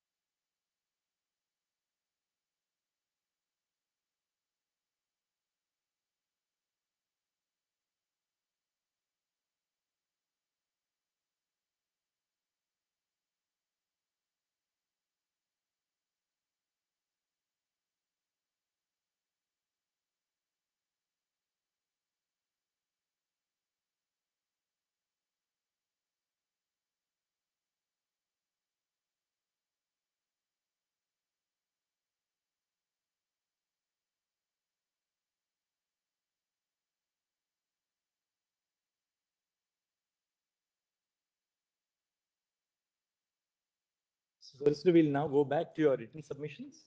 Yes, but before that, only few paragraphs from Justice Bhushan's view in the Constitution bench on this, for completeness, on Yeah. insofar as, then I'll immediately, assist your lordship with the, if your lordships can come to paragraph 01. So can you just give us the paras which read from Justice Mishra's judgment? 500. Which will just give us that, we don't need to read them. Your lordships wanted Justice Mishra's paragraph. Paragraphs only. Yes. 284.14. Paras. 4. Yes, my lord, it is 284. 284.1. 217.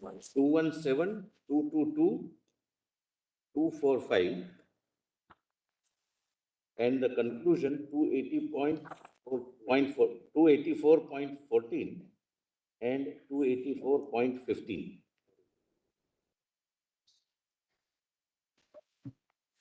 Yes. And I'm sorry, 204 also. And the contention which we raised is in para 13. I'll give, my lord, a short note, my lord, which And para contains. my judgment, which are the paras you say? Pardon? My judgment? Yes. 316, I think. If I'm right, SG, 316460. Yes. Wow. 316, my lord. And 463. 460, 461, 462, and 463.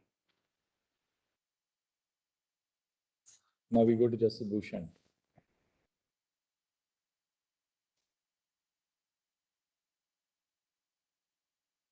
Paras, Lord, 4, which At page?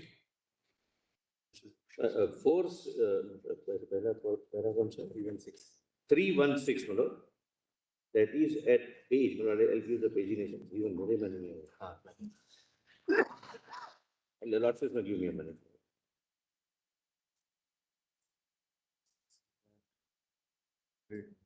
4812, my lord. PDF page 4812. 4816, sorry. Because first four paras are then 421. 421, page 4860. And 460.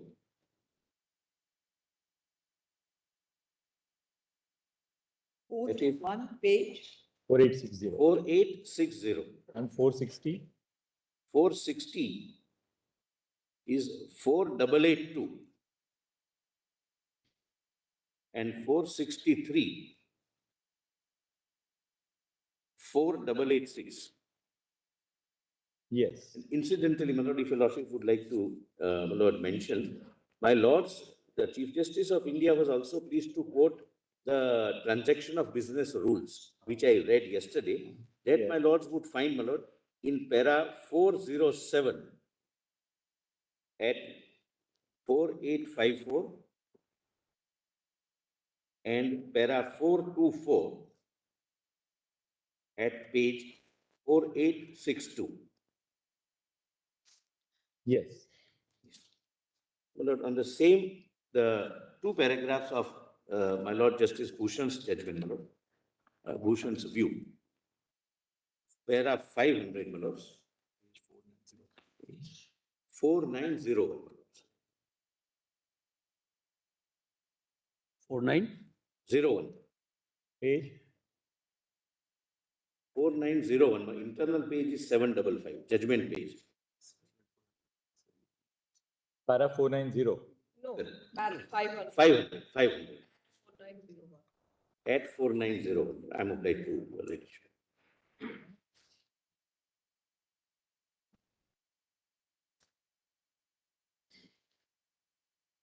Yes. It is submitted that even when Article 239AA3A stipulates that Legislative Assembly of Delhi shall have the power to legislate in respect of subject matters provided in List 2, Sorry, where are you reading? I'm sorry, para 500. Para 500. Very well. Thus, my Lord Justice Shah has. It is submitted that even when Article 239AA(3)(a) stipulates that Legislative Assembly of Delhi shall have the power to legislate in respect of subject matters provided in List 2 and List 3 of the 7th schedule of the Constitution of India, it specifically restricts the legislative powers of the Legislative Assembly of Delhi to those subject matters which are applicable to Union territories. The Constitution envisages that List 2 and List 3 of the 7th schedule of the Constitution of India contain certain subject matters which are not applicable to Union territories.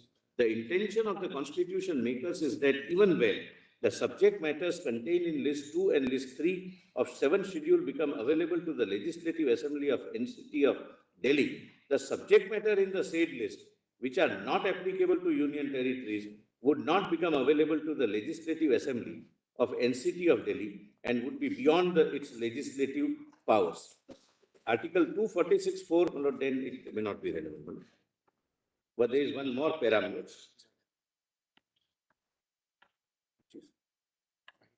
550.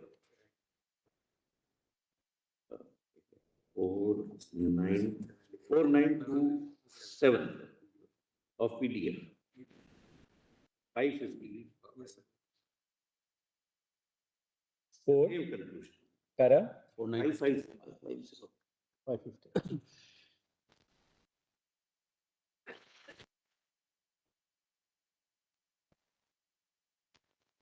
Compilation page is 4923.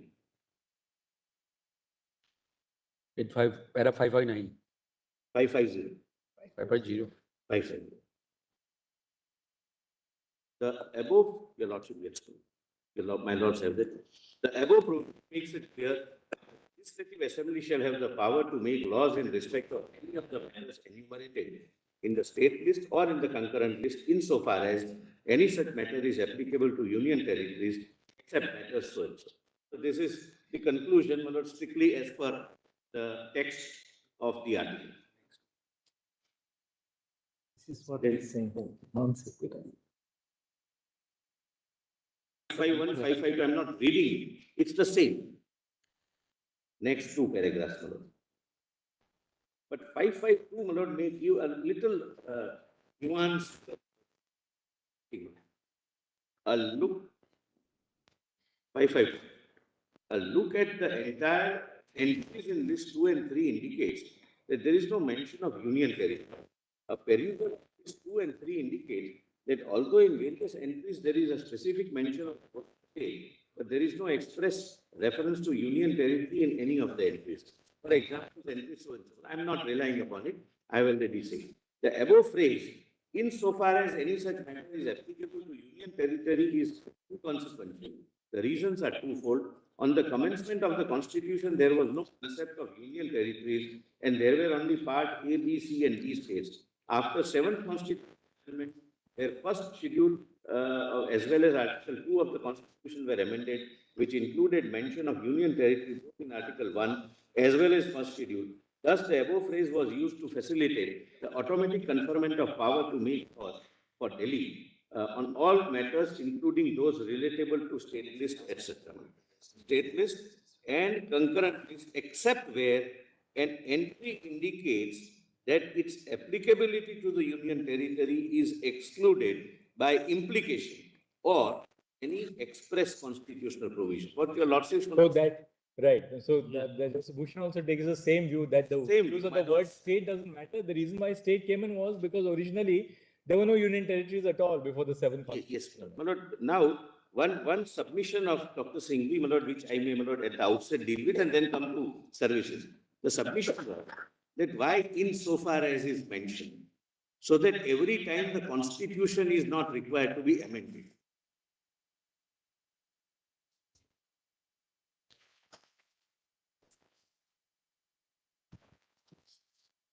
That was the submission.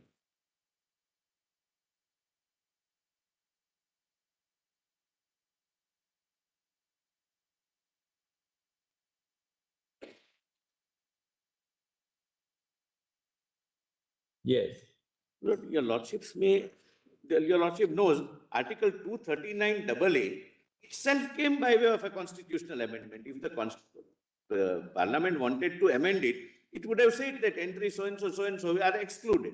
So they wanted it, my lord, in a contextual form, that some entry may, under some circumstances, fall within, may be applicable to union territory, may not be applicable to union territory. It will be decided. Now, before we deal with services specifically, what is your submission? How do you interpret the phrase insofar as is applicable? I mean, what is the test which we should apply? Yes. Lord, my respectful submission is that so far as services are concerned, my lord, and insofar as, my lord, I am referring only to services. No, independent of services. How do we decide whether that entry is, that matter is applicable or otherwise? To union Yes, territory? your lordships, my lord, would test whether a particular subject, particular matter, not entry, but the particular matter can ever be within the domain of the union territory or not. As a class, not Delhi, as opposed to federating states.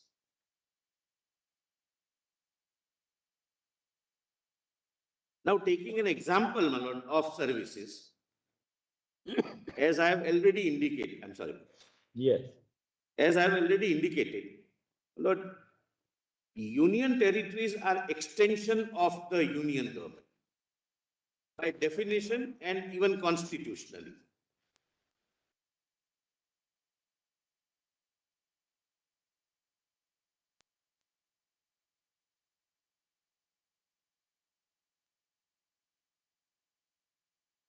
The very purpose of creating one particular geographical area as a union territory by itself suggests that the union itself wants to administer that territory, meaning thereby through its own offices.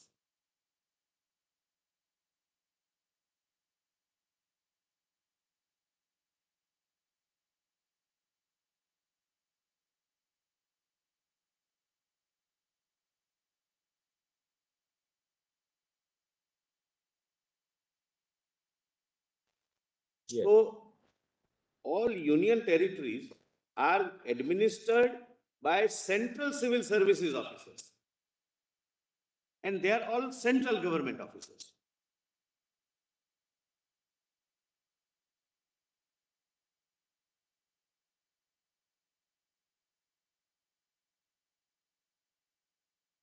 Then what is the purpose of having an elected government in Delhi at all? Yes, I'll just answer that. If the administration is to be carried out only at the beck and call of the central government, No. why have an elected government? I bow down. I'm kindly, my lord, distinguish two things, my lord, and that everything will fall in place. The functions of the officers and administrative or disciplinary control of the officers. I'll just illustrate, my lord. When a central service officer, IAS officer or Denics officer, is posted, say at Dadra Nagar Haveli or in this case Delhi, as say particular commissioner where he is empowered, he is entitled to, or he is under an obligation of issuing licenses, then he will be guided by the policies of the state government. He will be I have shown the terms, the transaction of business rules. He will be answerable to his minister. His minister will formulate the policy of license, how to give license, how not to give license, what are the parameters to be considered, how this ministry will run. That functional control will be that of the minister, of the elected wing. We are concerned with administrative control. Who puts, who appoints, who posts, who transfers, who departmentally prosecutes. That officer cannot ask the Home Secretary whether I should give the license or not. He may have to ask his minister that whether I should give license or not. So there are two different things. Functional control is obviously with the minister concerned. That's the transaction of business rules. But suppose the officer is not properly discharging functions. Now see how anomalous this would be. If an officer is not discharging his functional role properly, the Delhi government will have no role then to say that, well, I'll shift this person and get someone else.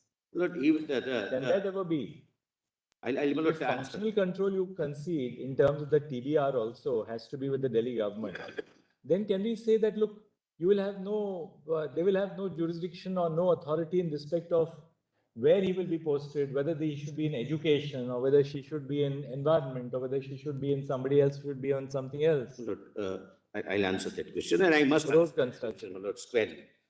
My Lord, the examples given were, my Lord, very, very simplistic examples that I don't want this man to be in the health and I want him to be in the industry. Look, can I not do that?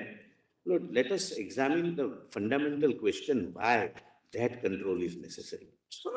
Suppose the central government, as per the rules, my Lord, which I will show, posts a particular officer as industries secretary or secretary environment or any other secretary.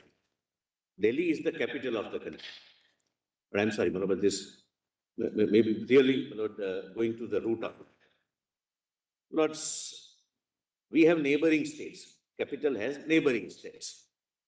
And maybe as per the policy of the Delhi government or irrespective of the policy government, he starts having a non-cooperation with some secretary dealing with the similar department in, say, Punjab or Haryana or Rajasthan or UP, continuously. Suppose Haryana person, my Lord, Home Secretary is dealing with, say, terrorism or dealing with, my Lord, some act, and this man never cooperates.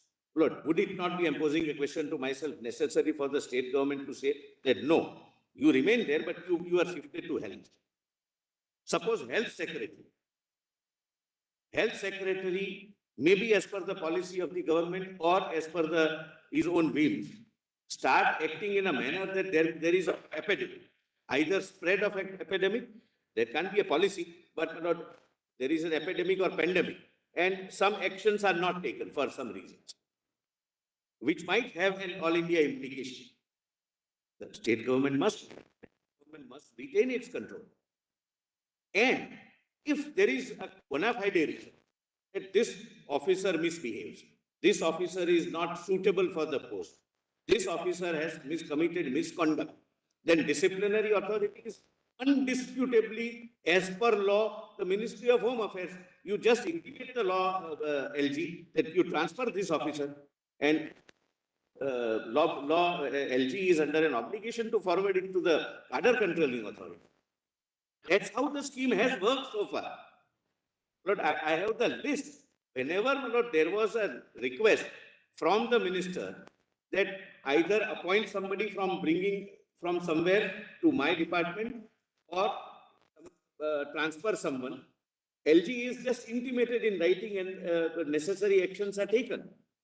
But as a law, as a constitutional proposition, Lord, that power is retained with the central government by LG as a representative of the President of India because you are administering the capital of the country. I am not on functional control. In the reference is made to the cadre rules. You will have to, in your own way, you tell us. I will. But the 11A Cadre rules. Then when the postings are to be made, yes, the cadre rules, once the allocation is made to a particular state or a union territory where state is defined to include a union territory. Once the allocation is made, the rules say that the postings are to be left to the state. That is one. You address us. I'm sorry. On that issue. My apologies. Flagging that. Dr. Singh, on the other hand, also said that postings will vest in me as a state, but the union could continue to have the disciplinary authority. So therefore, we have a duality. In IAS, we know invariably the cadre controlling authority is always the union because DOPT will control that. But with respect to the postings, assignments, invariably happen by the chief secretary or GID department. How does states? Yes, I'm sorry. Tell us the distinction as against a state in a union territory, number one, first layer, and as against union territory so far as NCT is concerned. There is a further difference there. Yes. In your own way, you'll have to answer that question. Lord, I just want to let you answer that first. Lord, kindly come to my written submissions. Now, while you're at it, Mr. Mehta, also vis-a-vis other UTs, is that how you're doing it? Same. Yes, I can make that statement. Through administrator. In Delhi, the difference is administrator's nomenclature is LG. But he is not a governor in that sense of the term constitutionally. He is an administrator. He is an administrator, my lord, having the powers of the administrator under Article 239 of the Constitution. Lord, but answering that first, my lord, since it fell from your lordship's. My lord, the scheme under the administrative infrastructure in India is this. All India service officers are appointed under the All India Services Act. There are several All India services, Indian Administrative Service, Indian Police Service, Forest Service, etc., etc. The examination is, my lords are aware, conducted by the UPS. The moment, my lord, I clear the examination, I will be given the option of choosing my cadre. I can choose my home cadre. Somebody may choose some other state, etc. My lord, there are 3 options to be given, which is not relevant, my lord, for the present purpose. Just, my lord, I am giving an idea. And depending upon my ranking in the, my lord, list, I get the cadre. One of, my lord, all are state cadres, except one. That is called Egmut cadre. And Egmut cadre, my lord, includes Andaman, Nicobar and all that. Arunachal Pradesh, Goa, Mizoram, Andaman and Nicobar, Chandigarh, Daman and Diu, Dadra and Nagar Haveli, NCT Delhi, Lakshadweep, Puducherry, Jammu and Kashmir and Ladakh. So this is, my lord, a joint cadre, and therefore if I am allotted Egmut cadre, I can be transferred only in one of these, Right. my lord, UT or the state, my lord, because Arunachal subsequently became state, Goa became state, Mizoram became state, rest are still UT. So I will be appointed in some of these, my lord, states only and not outside. There is no separate cadre, union territory wise. Now, my lord, immediately answering, and then, my lord, I'll take your lordship to this, my lord. But broadly, my lord, kindly bear one factor in mind. So far as Delhi administration is concerned, there are 3 layers, there are 3 tiers. First is All India Service. Second is DENIX. DENIX, my lord, stands for Delhi, Andaman, Nicobar, Lakshadweep, Daman and Diu, Dadra and Nagar Haveli, central services, civil services. But it is a central service, I will show. So selected by UPSC, it is a central service. They are central government employees. Normally referred to as Group B services. Group B services. Your lordships are right. That Group B. IAS exams, everybody knows. Pardon? In the IAS examination, people know. A- Group A, Group B service. Group B services. My lord. That is, my lord, the second tier. Most And- hierarchy conscious institutions. Yeah, those who are selected in Group B, then again they attempt and try for Group A, etc. And the third tier is what is called DAS, DASS, Delhi Administration Subordinate Services. That is, my lord, Group C services and C and D services. Now the appointment is, my lord, for first 2 tiers, the appointment is made by UPS. the UPSC.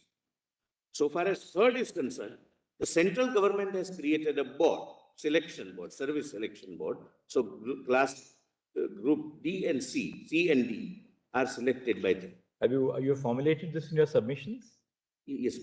In your submissions? Why don't we then quickly look at that paragraph so we bring focus on that? Yes, Manoj. Since in the morning. Page 52, Manoj. I know. Yes. Yes. On services.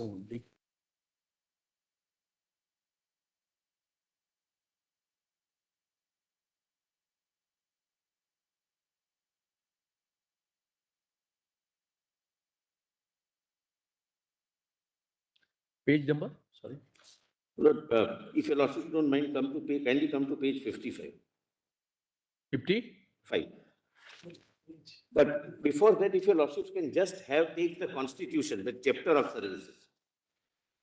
Lord, part 18, start, 14, Lord, starting with 308, article 308. Your lordships are dealing with a question as to whether services and state service commission can fall within NCT of Delhi or not. Lord, kindly, my lord, this is slightly crucial. If I can show that there cannot be a state public service commission in NCT of Delhi, your lordships would not bifurcate entries that half entry is available and half is not available. Correct, my lord? That's a settled law of constitutional interpretation. Now, kindly see 308. I have already, my lord, indicated this in the beginning. In this part, unless the context otherwise requires, the expression state does not include the state of Jammu and Kashmir. I have already said this was same 7th Amendment where Union Territory was introduced, and therefore the legislative parliament has consciously not used the word Union Territory here. Now see 309, which I have already read. Now kindly come to 315.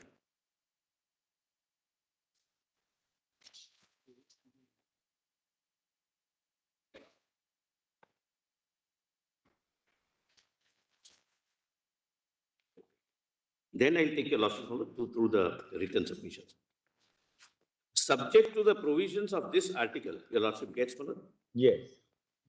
There shall be a public service commission for the union and public service commission for each state.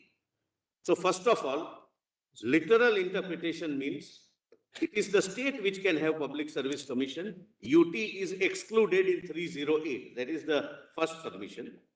Then 2, which becomes more clear. 2 or more states may agree that there shall be one public service commission for that group of states, and if a resolution to that effect is passed by the House, or where there are 2 houses, by each houses of the legislature, those states, Parliament may by law provide for the appointment of a joint state public service commission referred to in this chapter as joint commission.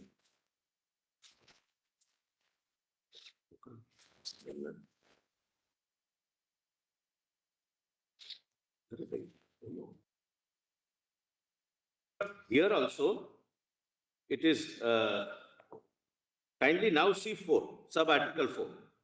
The Public Service Commission for the Union, if requested so to do by the governor of a state, may with the approval of the president agree to serve all or any of the needs of the state. And kindly see, my lord, the asterisk. What is removed? Raj Pramukh is removed. 315.4.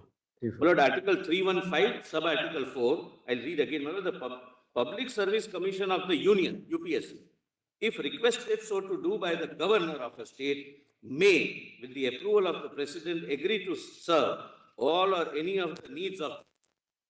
So, the governor has the power, and kindly see, my lord, the governor is replaced by Raj Pramukh. Raj Pramukh was only for group Part A and Part B states. That is, constitutional, the federating states. Part C was, Delhi was Part C state. And most importantly, this Raj Pramukh is also deleted and governor is made by the very same amendment by which Union Territory came into picture.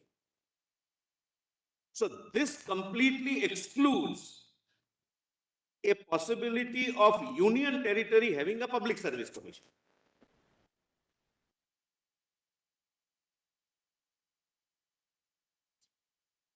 Now kindly see, my lord, 316.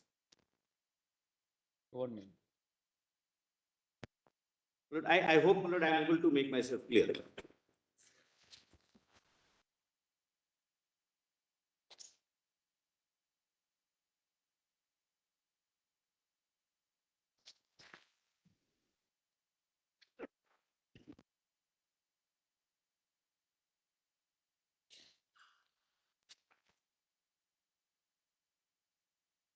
Look, the submission is the very same amendment, namely 7th constitutional amendment, which introduces Union Territory, which introduces administrator for union territory, amends Article 315 to include only the governor, meaning thereby here state means state, not union territory.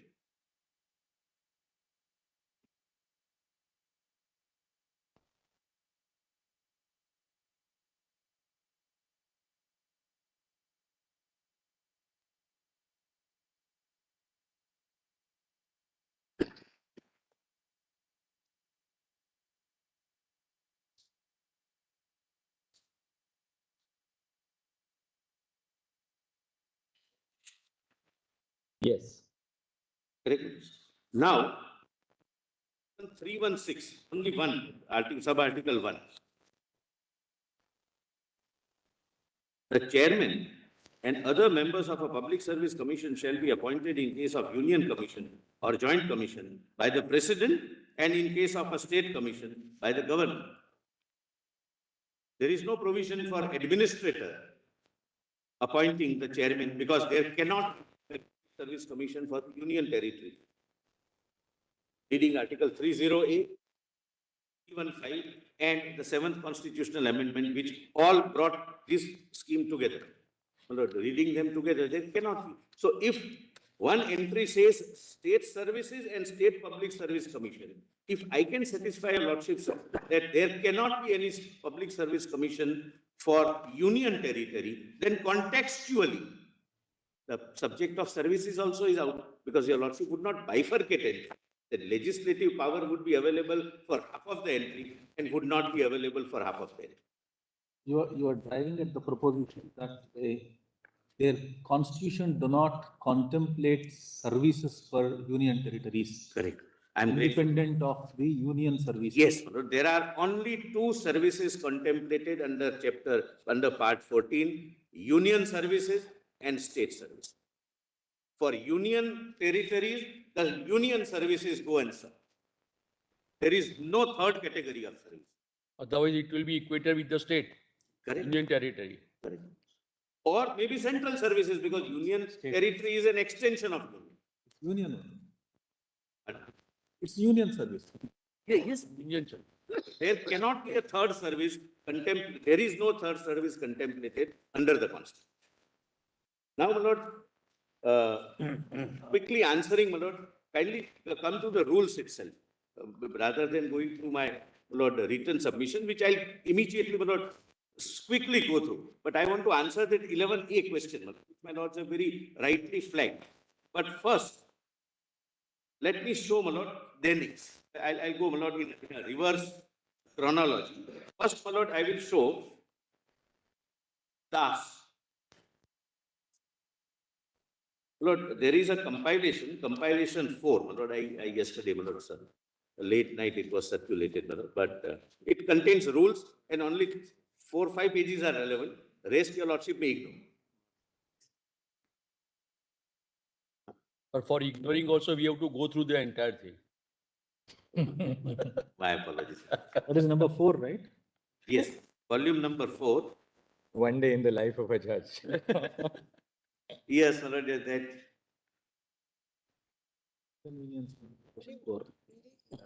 Lord, I am reading item number 9, NCP of Delhi, my lord, Denik rules. 142, page 142. My lord, the Chief Justice, my lord, very kindly put the query. Where is the power of appointment? From where do I get it? Who appoints? Therefore, my lord, I am going by, my lord. Das first, lord, I'm sorry, page number I am giving wrong. 188. 188. 188. You said 140. 188. Item number 11, my lord, PDF page would be 200. I'm sorry, 190. 190. English. There is English version. No, continuation. 200. Okay. It's all, English version starts at 200. Mr. Solicitor. 202. My lord. Here, this is class CND. Yeah, Das, Delhi Administrative Subordinate Services. And these are, my lord, the Is this a feeder category for For Danix, Is that a feeder? and yes, and Danix is feeder category for all India services. But there is a maximum limit prescribed 30% or 33%. 33%. It cannot cross that, Lord. Otherwise, direct recruits up to 67% and from the feeder cadre by promotion 33%. These rules may be called the Government of National Capital Territory of Delhi subordinate service rules, but made by the central government, not by the state government. Definitions. Lieutenant Governor means Lieutenant Governor of the NCT of Delhi appointed by the President under Article 239. Then appointing authority in grade 1 and grade 2 means the Chief Secretary, and in relation to grade 3 and grade 4, the heads of department concerned for the purpose of these rules. Then commission means the Union Public Service Commission. Then direct recruitment means recruitment through competitive examination held by Delhi Subordinate Service Selection Board. And board means Service Selection Board. Then your lordships, my Lord Justice Narasimha rightly pointed out, my Lord, grading also is given in Rule 3. Lord, kindly Rule N.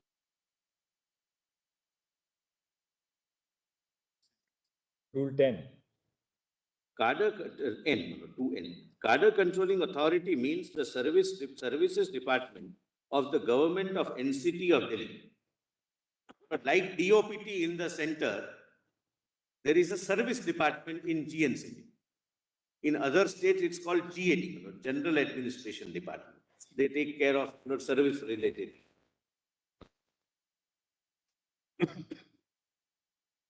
Then, my Lord, this cadre controlling authority, Lord, kindly see Rule 11 at page 203.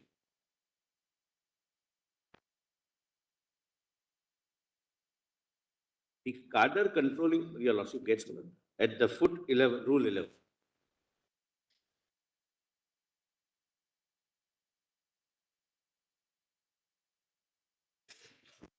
My Lord, liability of the service unless he is on leave, your lordship. The cadre controlling authority may transfer the members of the service from one office to another office within the service from time to time. Because they are not all India. They are not supposed to work at all India. They are central civil services officers, but they can be transferred only with GNCP. Because of the Other controlling authority means the services department of the government of the government of NCT of Delhi. Yes. Correct.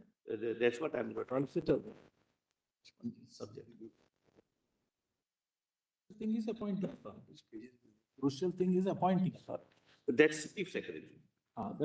That's appointing authority will be the person who ultimately have the discipline and other control. That's the Chief Secretary. Correct. That's the Chief Secretary. Chief So that's a crucial. Correct. In I read that one first. I read that one. Authority is the Chief Secretary. to be. Yes. This is clerks, peons, etc. Now, my Lord, come to Denix.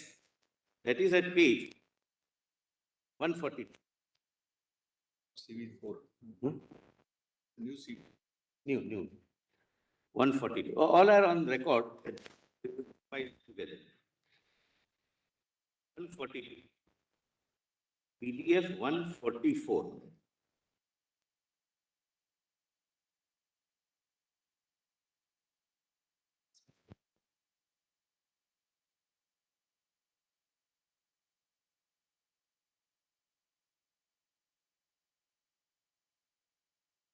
Does your lordship get may I read? Lord, kindly see what this is again, my Lord, Government of India, Ministry of Home Affairs, in exercise of the powers conferred by the proviso to Article 309 of the Constitution and in supersession of so and so, except then these rules are framed. Kindly come to 2A. Administration means the government of NCT of Delhi in respect of National Capital Territory of Delhi and Union Territory Administration in respect of Union Territories of Andaman and Nicobar Islands, Lakshadweep, Daman and Diu, and Dadra and Nagar Haveli. Now kindly, my Lord, turn the page over. Administrator. Administrator means, Lord, LG for Delhi and administrator for the rest. Means the administrator appointed under Article 239 of the Constitution for the Union Territories of NCT, Andaman Nicobar, so and so, so and so. Appointing authority in relation to any grade means authority empowered under the Central Civil Services classification, control and appeal rules to make appointments to that grade. So your lordship may mark on the side Rule 9 of the Central Civil Services Classification, Control and Appeal Rules, which is, my lord, the Honorable President. Now, my lord, G, 2G. Cadre Controlling Authority means the Government of India in the Ministry of Home Affairs. This is the Cadre Controlling Authority. Commission means the Union Public Service Commission. Then government means the Government of India. O, service means National Capital Territory, that is Delhi's. Then kindly see 3, composition of service and its classification. There shall be constituted a service known as National Capital Territory of Delhi, Andaman and Nicobar. Well, kindly see 3. The post in junior administrative grade 1, junior administrative grade and selection grade shall be Central Civil Services Group A post, and those in the entry grade shall be Central Civil Services Group B post, just to show that they are central services. Now kindly come to Lord, Rule 11 and 12. That is directly, my lord, on the point. At page 149, 151 of the PDF. Your lordships gets that, my lord Justice Narasimha. Bottom, my lord, Rule 11, appointment to the service. All appointment to the service shall be made by the appointing authority to the junior administrative grade 1 or junior administrative grade 2 or selection grade or entry grade of the service, and not against any specific post included in the service. Now posting. Every member of the service allocated to an administration shall, unless he is appointed to an ex-cadre post or is otherwise not available for holding a duty post owing to exigencies of public service, be posted against a duty post under the administration by the administrator concerned. Administrator means LG under 239. Only in question of this eventuality. No. Please see, every member of the service. Every member of the service allocated to an administration shall, unless he is appointed, he is the appointing authority. Except in those cases. That is what I. Yes, your lordships are right. Except in those exceptional cases, is the administrator, namely LG authority. Then 30. The government shall, from time to time, allocate a member of the service to any administration for posting in terms of Rule 12. Look, this is, NX is for all these union territories, including NCT of Delhi.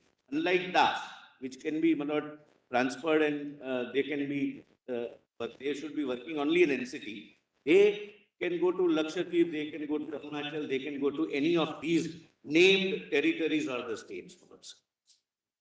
And the government of, means the government of India here in this. 2K, but what I have read. So cadre controlling authority is MHA, government is Government of India, posting by the administrator, and Lord, of course, departmental action also by the appointing authority. That goes without saying. Now coming to the third, all India services. And Lord, kindly bear in mind, I am not for a second saying that control means functional control, that how you will discharge your functions. That's not the function. That is as per the transaction of business rules. If a health secretary is supposed to discharge certain functions, he has to say purchase something. Then he did not ask the health secretary of the union. He will go by the health ministry of GNCTD, the health minister of GNCTD.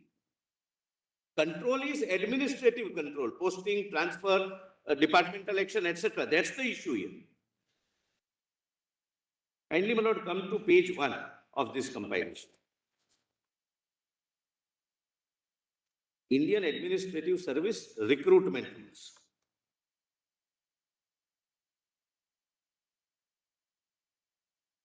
Page? Page 1, the first page of the compilation. Maybe 3, Manoj, PDF volume 3.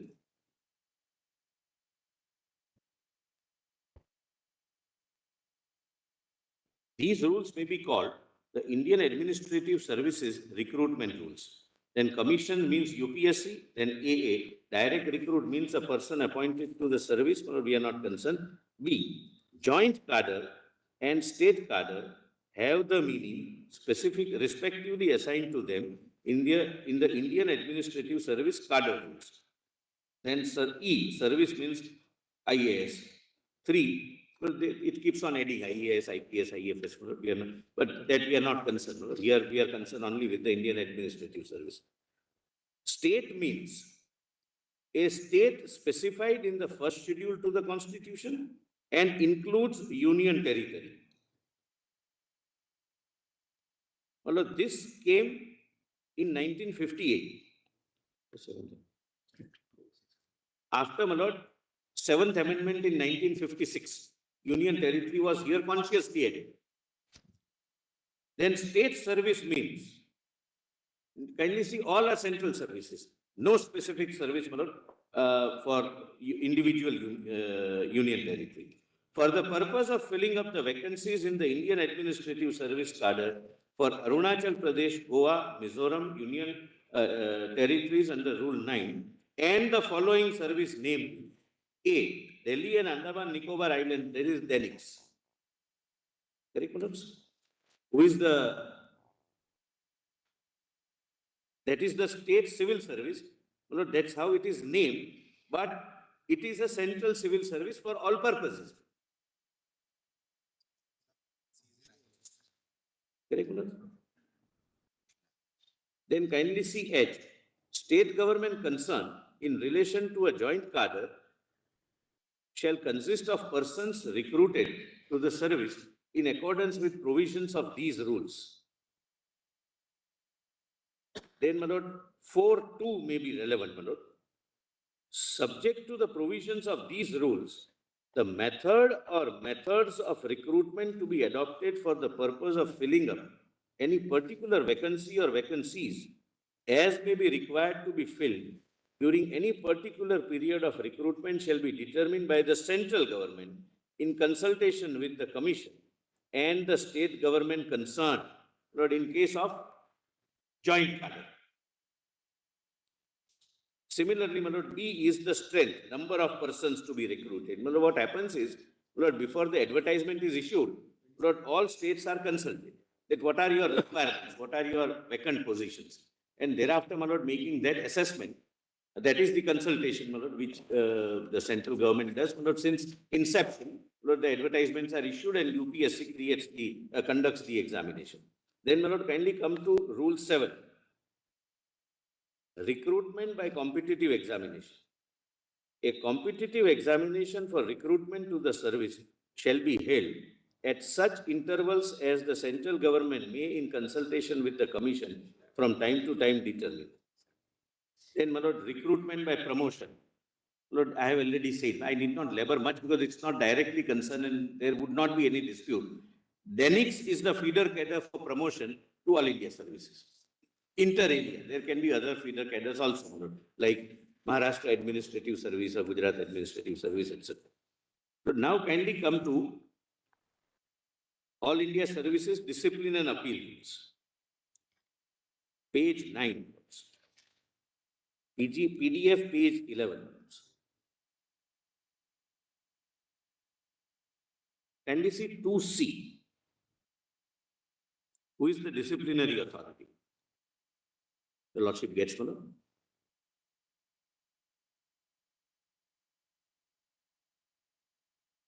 May I read? Yes.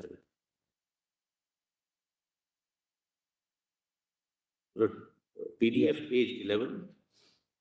The All India Services Discipline and Appeal Rules. 2C. May I read, madams? Government means, in case of a member of the service serving in connection with the affairs of a state, or who is deputed for service in any company, association, or body of individuals, whether incorporated or not, which is wholly or substantially owned or controlled by the government of a state or in local authority set up by an act of legislature of a state, the government of that state. When melodies goes to the state cadres, Gujarat cadre, Maharashtra cadre, etc. Two, in any other case, the central government. So for central services, functioning, kindly remember 309, working in the affairs of the union is the expression used. So those who are working in the affairs of the union, the central government is the disciplinary authority. So that's the limited purpose of this. Now, my lord, kindly see, my lord, that query which fell from my lord Justice Narasimha. I may, my lord, kindly respectfully try to answer that. Kindly come to PDF page 91, that rule 11A. There is a dichotomy in the drafting, but I'll be able to, my lord, remove that dichotomy, my lord, if the way I intend to read it, my lord, I can persuade you. Page 91. 91, my lord. PDF page 91, my lord. 90. 91. What is that? Cadre rules. My lord, Indian Administrative Service cadre rules. My lord, this, my lord, possibly, my lord, my lord's Justice Narasimha was referring to this 11A, my lord, in this. Correct. I'll just, my lord, try and harmonize the reading of 10A. My lord, there is an apparent dichotomy. My lord, kindly see the definition C. State means a state specified in the first schedule, that is federated state, the real state, to the constitution and includes a union territory. So there can be a union territory. Then there is another definition, and everything turns on this. State government concerned in relation to a joint cadre means the joint cadre authority. So state government means state government or UT, but state government concern would mean joint cadre authority. Which Why this? Which is referred to in Rule 7, Correct. postings. Exactly, my lord. And my lord, if we read section Rule 11A the way they want to read, 7 becomes redundant OTO. Please read para first. But Rule 7. why? Yes. Rule 7. Rule 7. All appointments to the cadre post shall be made in case of a state cadre by the state government and in case of a joint cadre by the state government concerned. Now, what is the state government concerned? Joint cabinet. Well, that's what I was trying to explain. But suppose Punjab and Haryana and Himachal, hypothetically, this is not a true example. Punjab, Haryana and Himachal decide to have a joint cadre. Then there can't be 3 states who work as a joint cadre. So they would designate one as state government concern. In case of a joint cadre, state government concern by the definition is only for joint cadre. Similarly, in case of Union of India, joint cadre is the central government through MHA that your lordships would find at page 213, the rules of business of the central government. Kindly come to page 213, 215, my lord, of the PDF page.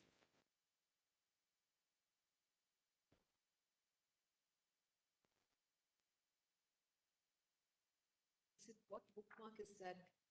Mr. Lord, it kindly come to 308 directly. PDF bookmark. 12. 12. 12. But it's a long rule, scholar, but I am directly coming to 308, the relevant part. This is, my lord, rules of business made by the president. But how does he get over?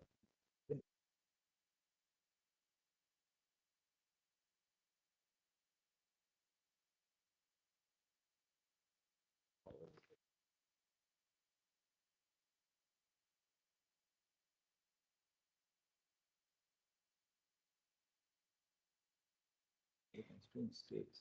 I'll read 11A first. Sir. Yes, 11A is. Yes, sir. But kindly take it that for postings, the state government concern is Union of India through MH. Kindly take it for the time being. I'll come to 11. Kindly come to 11. Authority to exercise certain powers in respect of members of the service serving in connection with the affairs of the states constituting a joint cadre. Lord, in the context, this is joint cadre of the states as we understand. Your lordships have said,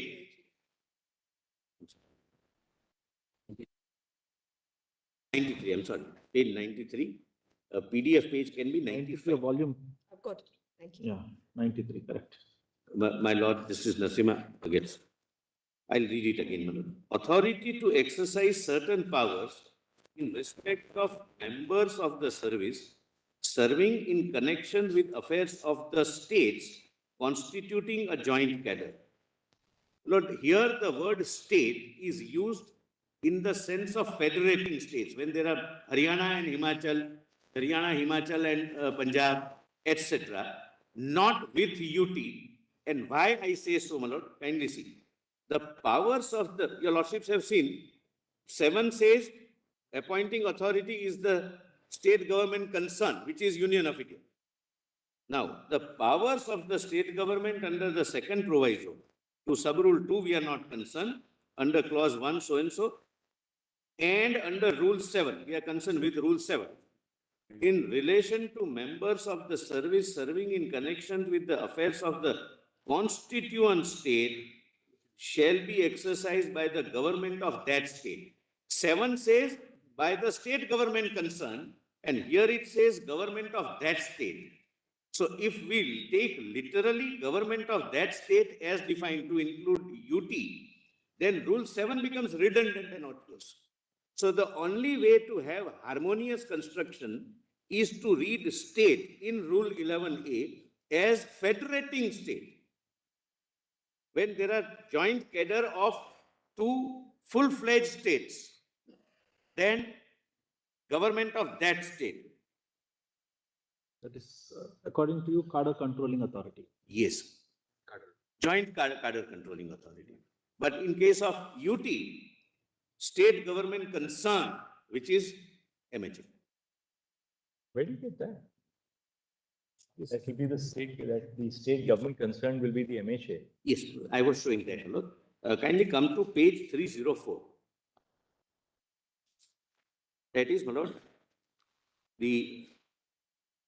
My own turn, I'll show it's not the MHA, it is a joint cadre controlling authority where my chief secretary also sits, but that is my turn.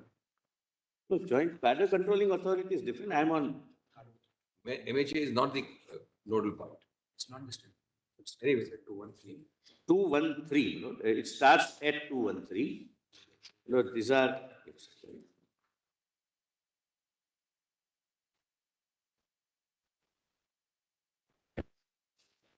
I'll come to that joint cadre control. Your briefing is a little earlier than what I suggest. Asking the page number, I'm not interrupting. No, you can interrupt. But 304. 304? 304. 304. At 306, my lord. Home Ministry of Home Affairs, my lord. Tell me the page. 304, but PDF page 305. 306, I'm sorry. PDF 306. Serial number? Look, the top is Ministry of Home Affairs within bracket Grih Mantralaya. Sorry, we are not getting. Yes. 304. In the index, it's not there, but it's there. Yes. Page number mein to hai. Yes. Ministry of. Lord, these are the powers delegated by the President of India in exercise of the constitutional powers under the rules of business. Your lordships are aware, rules of business are made by the President. Kindly come to, my lord, 307. 308. There is a number for this. That first page is missing. Pardon? What are these rules called, solicitor? Look, these are rules of business, Rules of business. allocation of business. So Allocation of business rules normally. Yes, my lord, page 210. 213, I'm sorry, 213 or 217. 215, sorry, there is a 215. 215. Can you see, my lord, the government of India within bracket allocation of business, bracket over pools, 1961. That's right. Correct, my lord? This is a part of that. 308 is a part of these rules. 2 and 3 years. Application. Lord, kindly see 3, Roman 3 at page 308. Union territories. Page 308. Yes. What are the subjects which are which are given to the Ministry of Home Affairs by the President? Union territories. 7. Union territories with legislature. A. National Capital Territory and City of Delhi. All matters falling within the purview of the Union government in terms of provisions contained in Part 8 of the Constitution, insofar as these are applicable to the National Capital Territory of Delhi and the Government of National Capital Territory of Delhi, excepting matters with respect to entry 18 of the state list and all such matters as have been specifically assigned under these rules.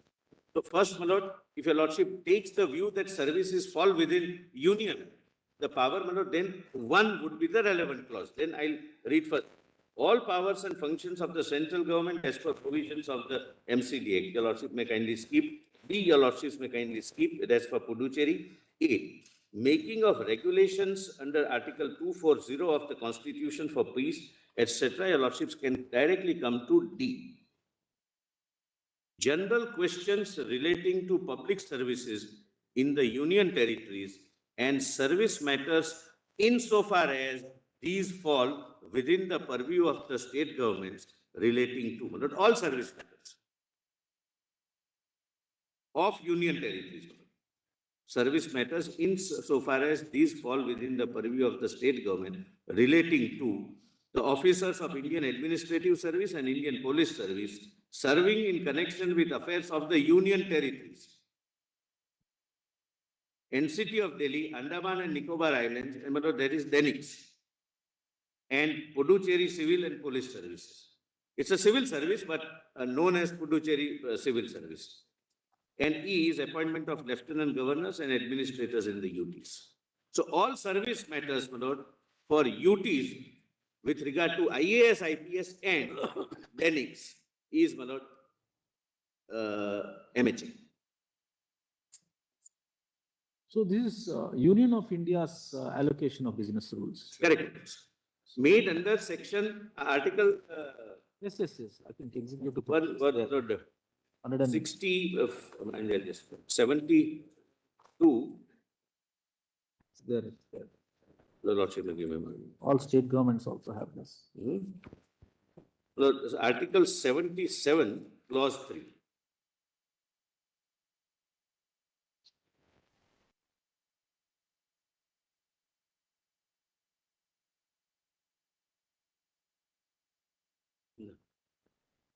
Yes.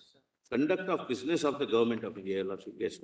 All executive action of the president. 3. The president shall make rules for more convenient transaction of the business of government of India and for allocation amongst ministers of the said business.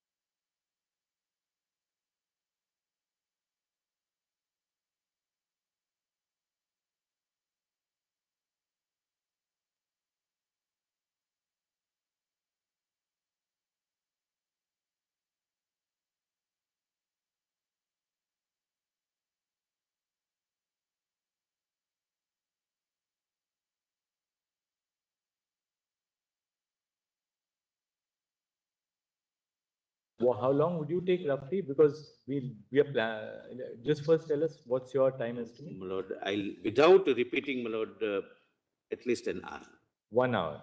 And in rejoining that, Dr. Singhvi, how long would you It take? is my respectful submission. I would require 120 minutes, but I'll try and do it in 90 minutes. Sorry, how much time? Well, it's 1.5 hours. I want 2 hours. 1.5 hours. I want 2 Otherwise, hours what? actually, And Malad. solicitor, you are saying 1 hour, outside limit 1 hour. 1 hour, my lord. Your lordships have No, seen, no, I have we're not not, we're not repeated pushing, it. Mr. Solicitor, we're not pushing you into a corner. We just, so that for our own logistical thing, I was talking Yes, to my yes, yes. colleague. That's all.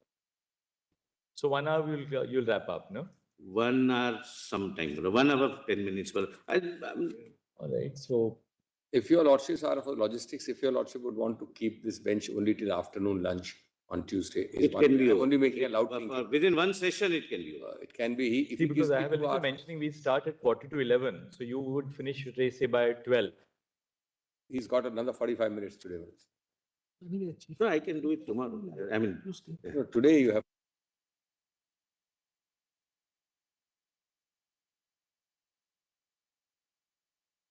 To finish today? 1 hour from now.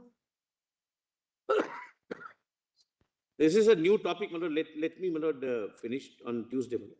Unless, my lord, your lordships are otherwise occupied or something, my lord, there is some inconvenience. No, because we wouldn't like to give a break in a constitution bench Yes, yes. matter, because if we suppose keep it after 2 weeks, then the No. matter is the gone. purpose We want is to gone. complete start to finish in a constitution. I normally do that even in regular matters, I but know, your lordships. Because this is a matter of the moment.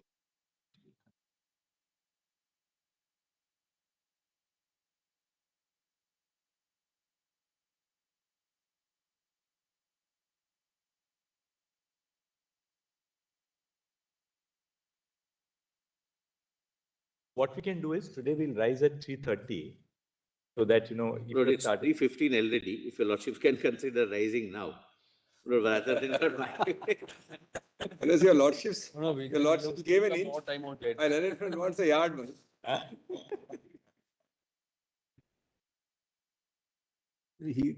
have Order never. controlling authority is here.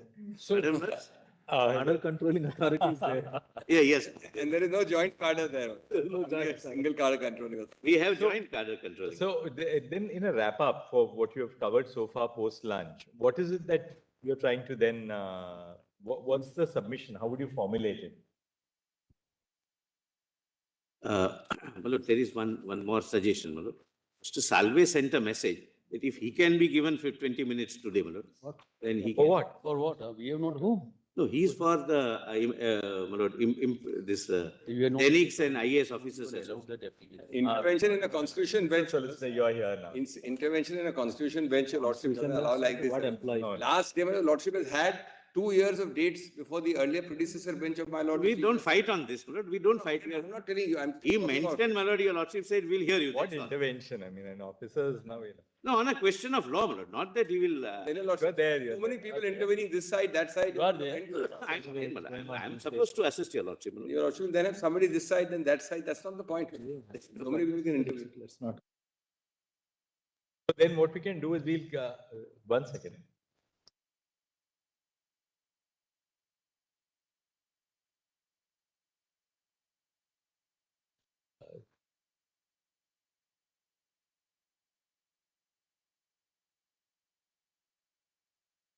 Continue on Tuesday. First on board, we'll continue with the CB. We'll on break. Obliged. Yeah, office. Tuesday. Do that actually. My courtmasters are very smart people. Courtmaster has a suggestion that we can start at 10:30 and mentioning can be at 2:00. Yes, yes. Later. Certainly. Tuesday. I was a young judge in the Bombay High Court and you start on these specialized jurisdictions like company jurisdiction. Company registrar would tell us, sir, अब ऐसा करना होता है उसमें. There's only one. They spend their whole like a long career, in amalgamation, merger. The procedural part, they know much better than anything.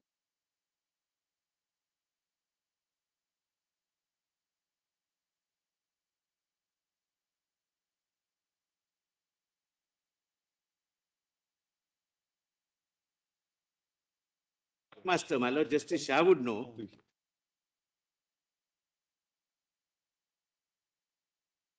I need 2 hours, I'll do it in 90 minutes. My learned friend starting at 10:30 will have to give me 90 minutes. That your lordship is able to rise at lunch. I made that clear. I should not be boxed in for less than 90 minutes. That's all. Whatever time I. All right, we'll give Mr. Solicitor 1 hour flat. Yes. You can take 1 hour flat. I'll do it. 2.5 As long as that's clear. So in the first session, all of you, both of you. Absolutely. If I get my 90 minutes, I'll not exceed. Whatever is there, we'll put it in. I'll not exceed. I just request you for the 90. मतलब court चतुर भाई मतलब So my own, you see, bench clerk. Huh? The moment the matter was signed, he was ready with all the matter, judgments. he would say that there is a direct judgment on this point and he would give it to the judge. And particularly, people like our insolvency registrars in the High Court, the company registrars, because they are so well versed with the procedural Ticket of aspect. procedure, that's something. They are amazingly well equipped with procedure. It's about. Like.